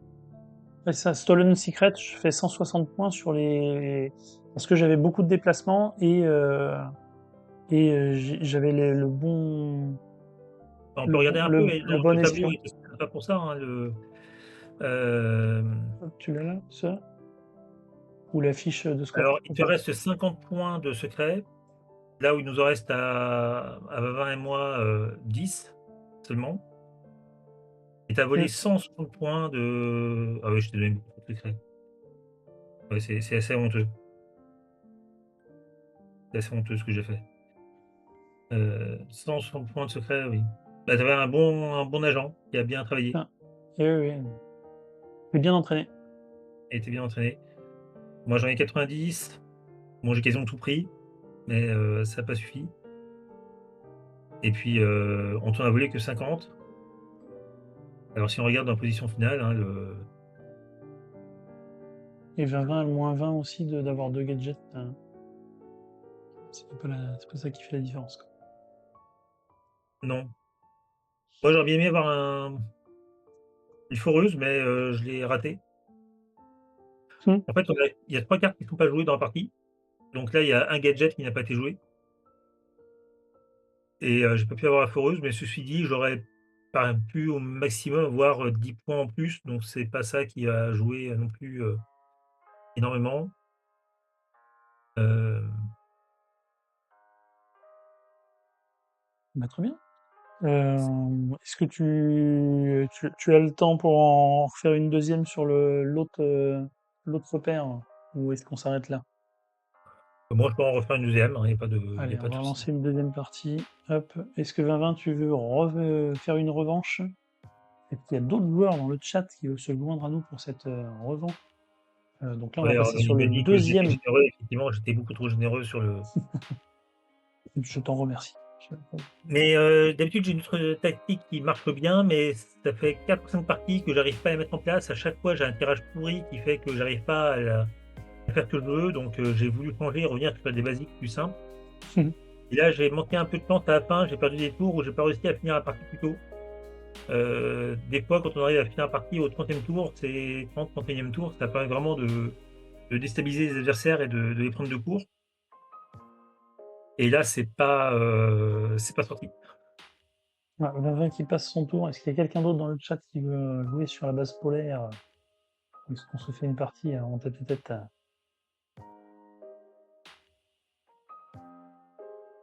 Pour le tirage au sort en Merci en tête. tout cas, Vavin, pour la partie. Ouais, merci à toi. On va lancer comme ça, si on est que deux. Hop, base polaire. Allez, comme ça, on va jouer vite. Hop. Donc là, la petite spécificité de la base polaire, c'est qu'on a un agent au début qui a une capacité. Donc ça, c'est... là. Ah mince, on peut pas les zoomer. C'est embêtant. Et on met dessus, il y a le texte qui apparaît, je crois. Ouais, il y a l'infobulle. Donc là, on propose l'Opin 4. Donc chaque secret que vous voulez dans le repère de votre adversaire vous rapporte 2 points de budget supplémentaires. Jamie qui dit que chaque fois que vous neutralisez un gardien, vous gagnez 2 points dans un type d'entraînement de votre choix. C'est pas mal ça. C'est pas mal, c'est pas mal. Et puis, chacun a des points de carte ASTI qui sont alloués au départ. Donc, ils vont pas apparaître. Alors, faut faire attention parce qu'il faut pas dépasser le total maximum de 20. Donc, ça sert à rien d'acheter 20 points de mouvement, par exemple, puisque vous avez déjà enfin, tu auras déjà les points de mouvement de ton choix. Ok. Donc ça, il faut faire attention. Alors notamment là, par exemple, tu as 7 en points en discrétion, donc achète au maximum 13 points de discrétion. Et si on dépasse, ça fait quoi? C'est juste du gâchis C'est ou... juste du gâchis. Ouais. Y a pas de... On a le même mission que tout à l'heure, donc avec les 2 robots adjacents. Par contre, on a 3 pièges différents adjacents sur une ligne ou une colonne. Et on a Ah, l'équivalent de la mission de tout à l'heure en discrétion, mais cette fois c'est du combat. Un combat. Feu, écoute, bonne partie à toi dans ce repère, merci à du toi. coup, qui est la base polaire. J'espère que tu as pris ton écharpe et tes moufles. Alors, on nous propose du mur directement. Hop, faire ça. Moins 2, pas moins 2. C'est mieux. Non, qu'est-ce que c'est? Tac. Hop. Allez, c'est parti. 1 pour 3 du combat. On a dit j'ai combien de combat? Oui, c'est bien, c'est bien. 1 pour 3, on achète. Oui. Ligne 4, c'est un peu tôt. On va faire ça.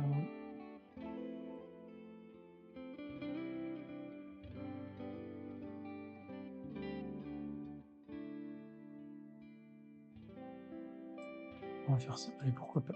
Ça peut être rigolo. 5 pour 5, c'est non. Oui.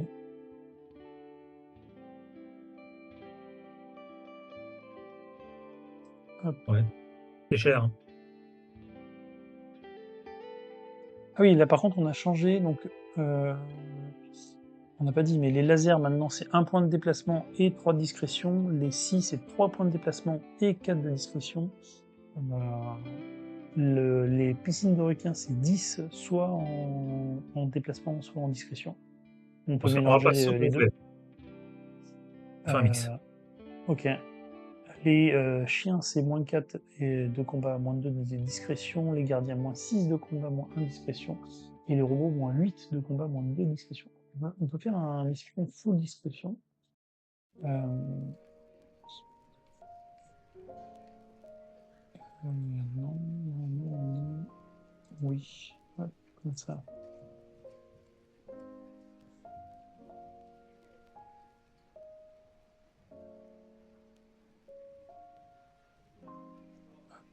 Allez, ça, c'est trop faire.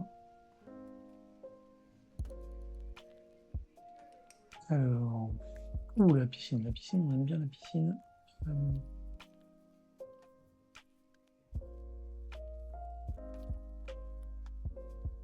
Paf. Oui, là, ce qu'on nous propose. Ah bah ça c'est vite. Oui, ça c'est. On achète. Alors attends, on a dit qu'on était à combien? On était à 7. Donc 7. Donc je vais 5, 6, 7. Ça veut dire qu'il me reste 8. Il me reste 9. 9. Est-ce que j'ai envie de faire ça?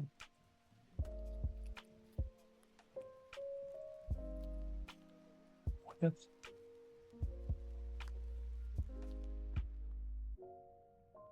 Ah, je l'aime. Non, je vais attendre.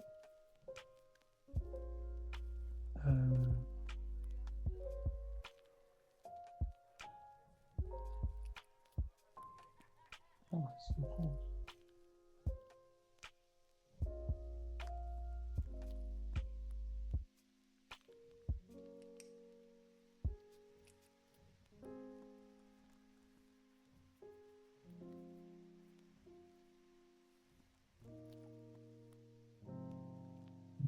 Bon, on achète. On achète, on achète. Ok, là je suis déjà quasiment full.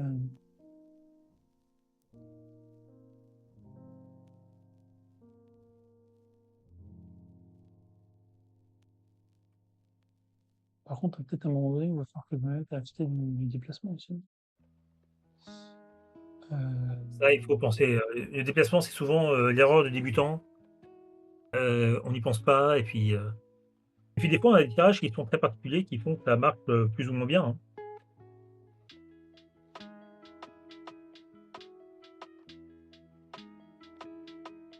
Il m'est arrivé de faire une partie où, tout le monde attendait du déplacement et en fait, il n'arrivait pas, c'était jamais très rentable et en fait, les 3 cartes à 5 points de déplacement étaient les 3 cartes qui n'avaient pas été tirées au sort. Enfin, qui étaient à la fin de la partie, qui étaient bloquées, donc pas jouables et dans ce cas-là, bah, on a une partie un peu bizarre où les gens ont quasiment pas de déplacement et ça fausse un peu le résultat attendu, en tout cas.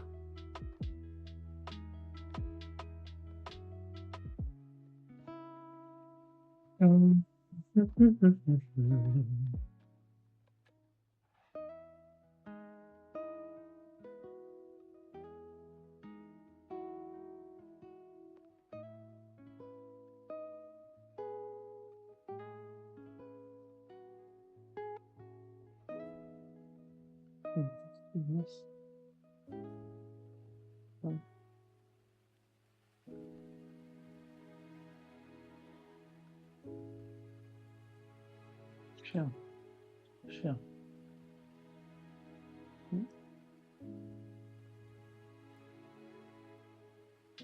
Qu'il me faut, ouais. J'ai besoin d'un peu plus. Oh là là, c'est encore cher tout ça.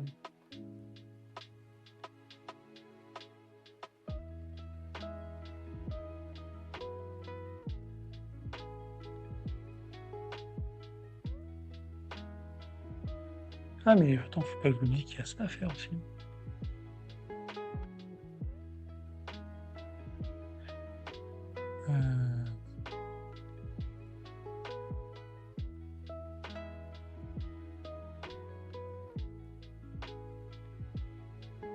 Oui, j'avais complètement oublié ça. Toi aussi, tu as oublié Mission? Oui, oui, je viens d'y repenser.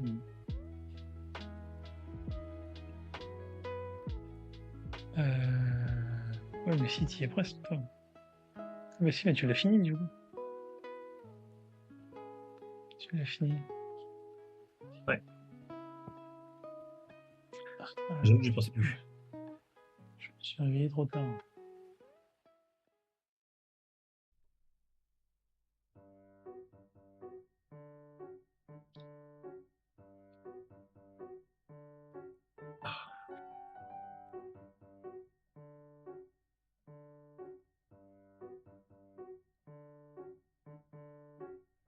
Pas sûr hein, sur celle-là. Hein. Ça se goupille pas bien comme ça m'arrange.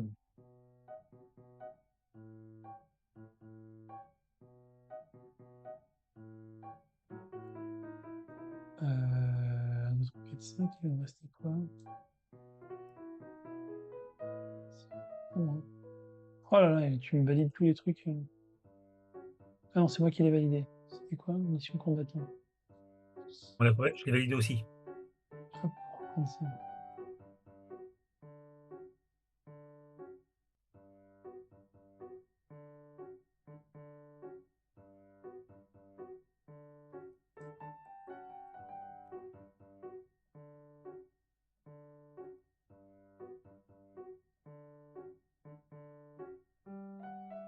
Oh là là, tu vas trop vite. 5, 6, 7 ans à mieux. Ça, voilà. Il me reste 4.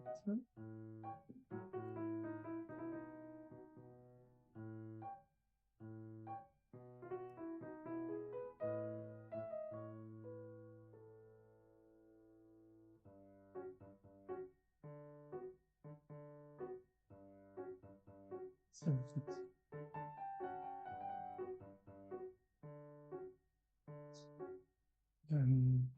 Ça m'intéresse plus. Ça peut vraiment. Ça peut pas.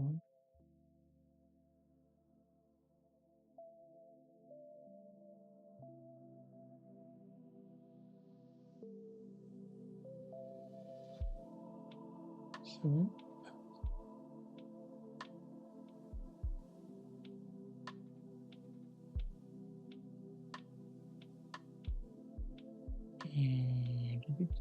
Et ce qu'on a envie de faire.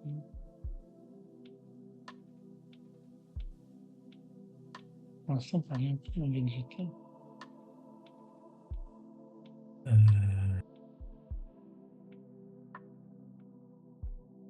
C'est cher.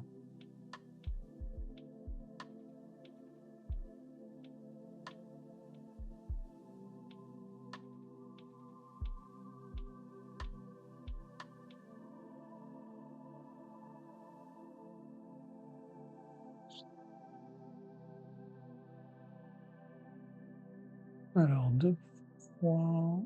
Bon, ça, j'ai dit qu'il m'en fallait plus.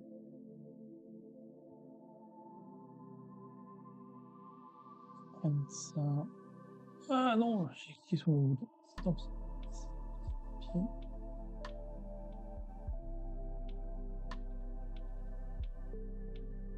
Puis, ça, là, ça, là.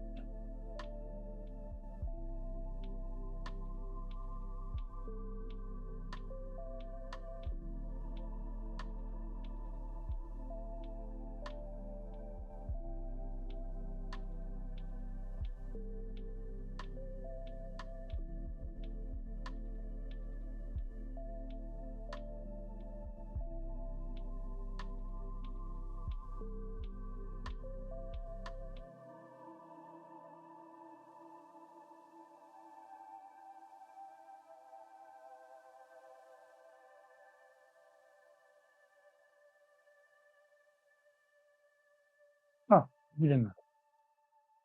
Ouais, j'ai J'ai peut-être fait envie une de bêtise faire aussi à un ça. moment. Oh là là.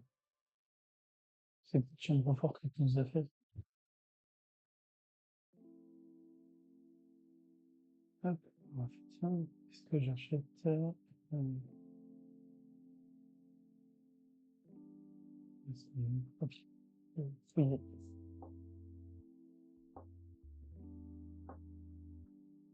Ça, je prends bien dessus.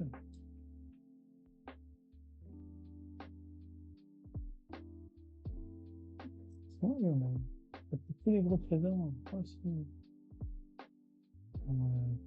Oh, Je suis assez généreux, moi, hein.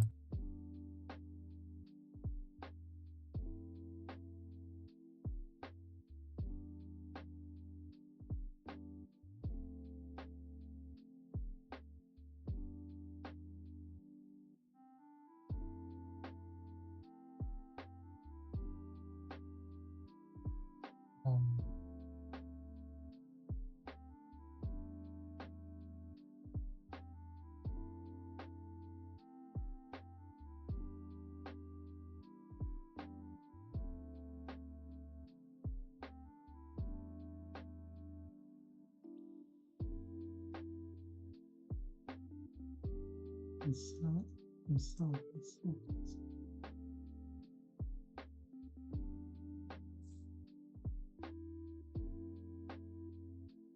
Un, deux, trois, six.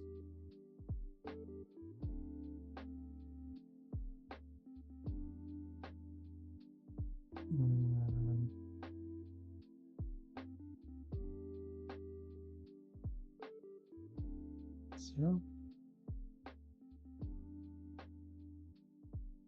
C'est compliqué à lire un peu. Et ici, il m'en restait 4. J'ai plus la thune. Hop. Hop. Mettre ça là. Histoire d'en gagner un peu de sous. Alors c'est le 33e tour. Il en reste 2. Ah oui, je voyais pas, mais effectivement, c'est marqué.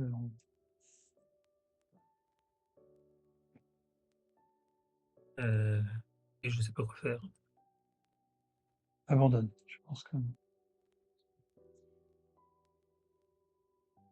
on va Oh prendre un là, pari déjà. À ce stade-là, c'est comment vraiment. comment je vais passer dans ton truc là? C'est horrible ce que tu m'as fait.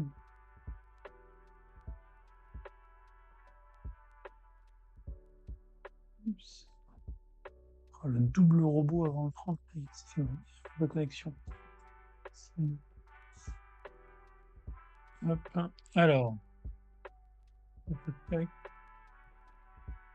4 déplacements, mais je suis déjà full. Ça va t'intéresser par contre. Ah oui, bien sûr. Bien sûr. Écoute, on va te mettre. Pourquoi Ah oui, non, il m'a squeezé le truc. Attends, qu'est-ce que ça fait? Ah, non, J'ai eu un petit bug, moi, à un moment. oui, pareil, pareil, pareil. J'ai eu un bug de validation de connexion à un moment donné. Exactement pareil. Ça m'arrange. Qu'est-ce que t'as fait? C'est bon. Et donc là, c'est le dernier tour. C'est le Ouais, dernier ouais, c'est tour. ça. Hum, C'était pas bon. soit je fais ça, c'est pas obligé de passer de toute façon, c'est pas. Je pourrais passer par là. Allez, on va faire ça.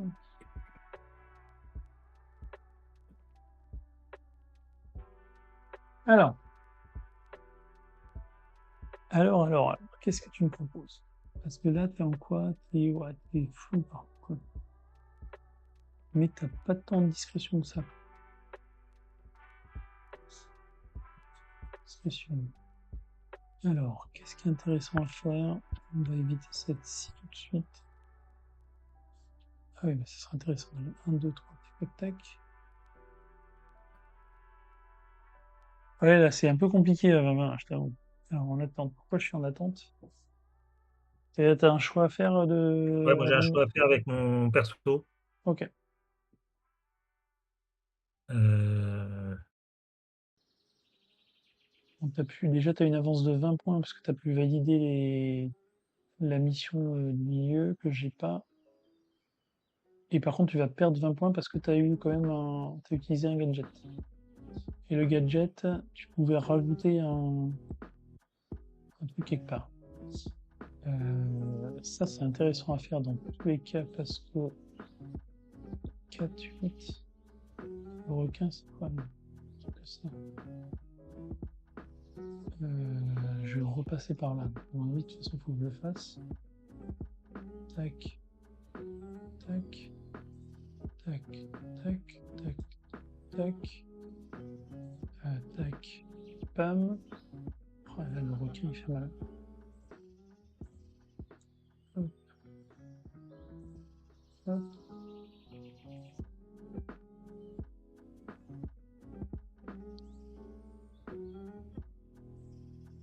Et après la roue, c'était quoi? Au déplacement. Donc ça ferait 1, 2, 3, 4, 5, 6, 7. C'est ça que j'arrive jamais passer. Ça marche pas. Donc là, il me manque 1, 2, 3, 4. Il me fera 4 déplacements. Il peut en mettre 3. 1, 2, 3. Il me faut ça, ça, ça, ça, ça, ça, ça, ça, ça. Et là, je peux pas. Qu'est-ce que je pouvais faire autrement sans passer par le requin? annulé, annulé, annulé, annulé. Si je passe par là. Pam, pam. Et je pique pas. J'ai encore raté la à 1 point près, je pouvais acheter une foreuse et si j'achetais la foreuse, ça changeait toute la partie là. Mais il me manquait 1 point pour acheter la foreuse au dernier tour.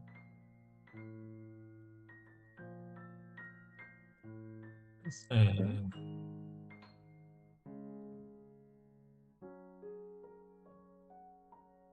je peux pas faire mieux que ça. 5, 9, je peux pas les payer. Donc non.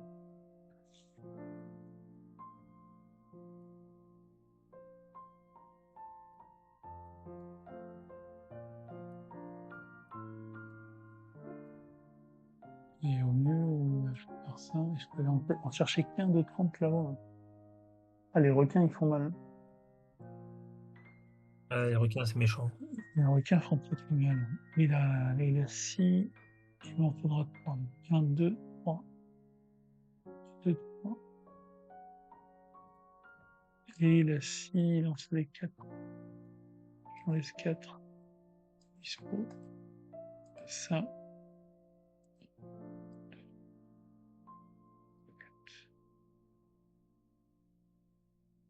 Je peux pas faire beaucoup plus. Hein. Ouais, pas beaucoup plus. Je peux pas faire grand chose non plus. Bah, je vais finir comme ça. Je te laisse beaucoup de points. Je pense que là, t'es largement devant. Qu'est-ce que t'as pu faire chez moi? Après les robots. Ouais, non, les robots, je vais pas faire de masse de tout ça. Bravo, bravo, bravo. Tu finis à combien? 188. Bravo. Merci. Voilà. Alors attends, je vais faire le tirage au sort. Du coup, les gens ont dû s'endormir. Hein. Poulpinette, non, elle a dit qu'elle était partie, Poulpinette. On va retirer un deuxième. Lovinicole, je pense qu'elle est partie aussi. Dic, dic, dic. Dic, dic. Et on va analyser un peu la feuille de score. Au final, qu'est-ce qu'on a eu? Qu'est-ce que tu as pu faire dans mon repère? Au final, tu n'as pas pu aller jusqu'au bout, mais j'ai pas pu cacher des gros. Mon but, c'était de cacher des gros trésors en haut. Mais Il j'ai pas était, réussi à avoir. il était bien, il était un peu vulnérable au encore une fois, si j'avais réussi à choper une foreuse, j'aurais pu Oui, remonter sur le côté et aller choper un plus de trésors en haut, en abandonnant celui qui était à 10, à gauche. Mais j'ai pas réussi à avoir la foreuse, donc c'est pas non plus, systématique. Quand on est dans le mode de jeu, normal, on a moins de possibilités de choisir exactement ce qu'on veut comme gadget, ça coûte plus cher. Là, les gadgets vont jamais tomber sur, du côté 5 et il faut dépenser des points pour, décaler d'un cran le gadget qu'on veut. Donc on est moins assuré d'avoir, la foreuse qui vient perturber mm, les murs. Sinon sinon il était pas mal, là-dessus. Après, oui, j'ai pas je t'ai laissé quand même, 40 points de trésors, de secrets, du coup inexplorés. Les On n'a pas beaucoup plus de mouvements, de discrétion et de combat que ça. Par contre, on a, tous les gardiens qui font perdre de la discrétion en plus, ça. les pièges qui font de la discrétion du mouvement en plus et donc au final, on a plus de mal à explorer totalement le repère de l'adversaire Mm, mm. Et moi, au et final, je m'étais beaucoup staffé en combat, mais que j'ai quasiment pas utilisé. Mais je peux pas faire beaucoup autrement, quoi. Parce qu'il était 8-16. Fallait alors pas on que est je... tous les 2 piégeurs. Je suis explorateur, donc j'ai fait plus de Ah, déplacements de corps si! dans le J'aurais pu prendre les deux robots. Les deux robots et la scie, et là, je ramassais 40 au lieu de 30. Mais bon, ça changeait pas le résultat final. Ouais, bravo, et c'est bravo moi à qui toi. suis le plus gros combattant avec, seulement 2 ennemis neutralisés, hein, j'ai pas neutralisé beaucoup d'ennemis. Oh, mais j'en ai pas des masses. Alors tu vois, si tu passé par les robots, du coup, c'est toi qui aurais eu les bonus pour les ennemis neutralisés et Ok. du coup, ça te faisait 20 points en plus et moi 20 points en moins.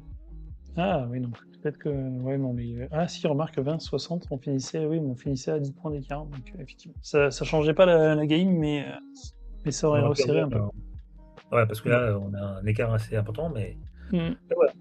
Ça s'est joué à quelque chose. Ça aurait pu être se jouer à quelques points. Euh, Bravo à C'était pour toi en nous tout cas. permettre de rester, 1er, du classement mondial. Alors là, c'était en amical, donc de toute façon, il n'y avait pas d'élo en jeu, donc tu ne Ah perdais pas de mince, points. Euh, Par contre, pour le tournoi, là, il y aura des points en jeu. Euh, donc, peut-être si tu souhaites participer, c'est libre à à quelle heure toi. mercredi? C'est en tour par tour, donc on s'inscrit et après il y a du temps pour jouer les tables tranquillement. Donc le tournoi va s'étaler dans le temps, hein. Il y Bah, a je pas de pense évidemment. nécessité à être là. Les tableaux se lancent à 18h. Les tables vont s'ouvrir à 18h, mais après, il y a, je sais plus si j'ai mis 15 jours ou un mois pour jouer le table tranquillement. Je crois que j'ai dû mettre un mois, comme c'était à 3 et qu'il y a quand même beaucoup d'actions, parce qu'il y a 35 tours où il faut choisir des cartes, histoire de ne pas être limité par le temps. Je Voilà vais beaucoup. essayer de faire ça. Merci encore une fois à toi. Donc effectivement, vous aurez peut-être l'occasion d'affronter Frédéric pour le numéro 1 mondial, mais pas imbattable, on l'a vu tout à l'heure. Loin de là. Euh, Merci du coup à toi d'avoir été présent ce soir. Merci à Don't Panic pour le tapis remporté par Bob Danu tout à l'heure. Et merci à BGA pour l'abonnement à notre école. Merci à Don't Panic surtout aussi pour les lieux offerts aux gagnants des tournois. Du fait des bons tournois. Merci 2020 pour la partie. Et je vous donne rendez-vous dimanche prochain. Dimanche prochain, ça sera Winner, le jeu chez Blam, qui jeu de cartes ou se plie. Mais si on a la carte la plus faible, on peut queener et retourner sa carte, puisque les cartes ont deux côtés avec des valeurs différentes des deux côtés. Alors, on vous expliquera tout ça avec l'auteur Fred Vuania et les illustrateurs, les crocotables, qui seront aussi présents. Je vous envoie en raid, pardon, on s'est fatigué, chez Ludixel pour bien finir la soirée. Bonne fin de soirée, bonne semaine, et puis à dimanche prochain. Merci à toi, merci à tout le monde.